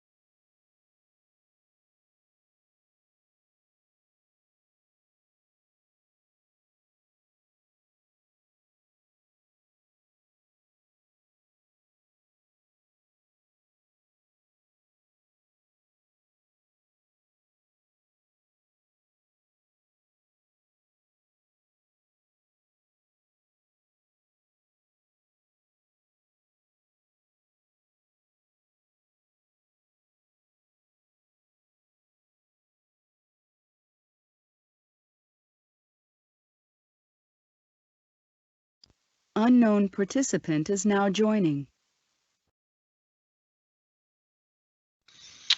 All right, this is a public meeting of the Board of Education of the Eagle Mountain South ISD. The board is reconvening the public meeting on March 30th, Monday, 2020 at 7:30 p.m. I want to thank everybody for the participation tonight. We have covered everything that was in the posted agenda, and so all we have left is to adjourn the public meeting. With no further business, I'll entertain a motion to adjourn. This is Tim Daughtry. I make a motion to adjourn. This is Marilyn Tolbert, second. I have a motion by Tim Daughtry and a second by Marilyn Tolbert to adjourn. We do have to take a roll call vote. Marilyn Tolbert? Yay. Thank you, Marilyn Tolbert. I've recorded your vote as yay to adjourn. Page ring.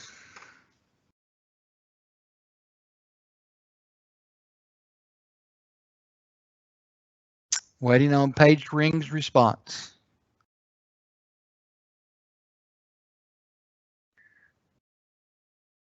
I'll go to Tim Daughtry. Yay. Thank you, Tim Daughtry. I've recorded your yay to adjourn. Can you William hear me now? Yeah, hold on. William Page? Yeah, can you hear me now? Yes, we can hear you. How do you vote to adjourn? Yay. Thank you, Page Ring. I've recorded your vote yay to adjourn. William Bowes? Yay. Thank you, William Bowes. I've recorded your vote yay to adjourn. Liz Hatley?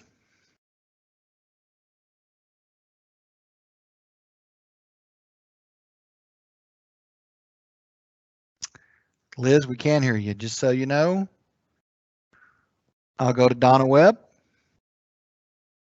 Yay.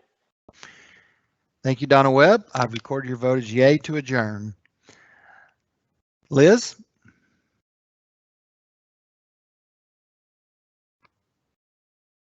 All right. I, Steve Dukem, also vote yay to adjourn. Motion carries 6-0, one abstention with Liz. We are adjourned. I've got one question.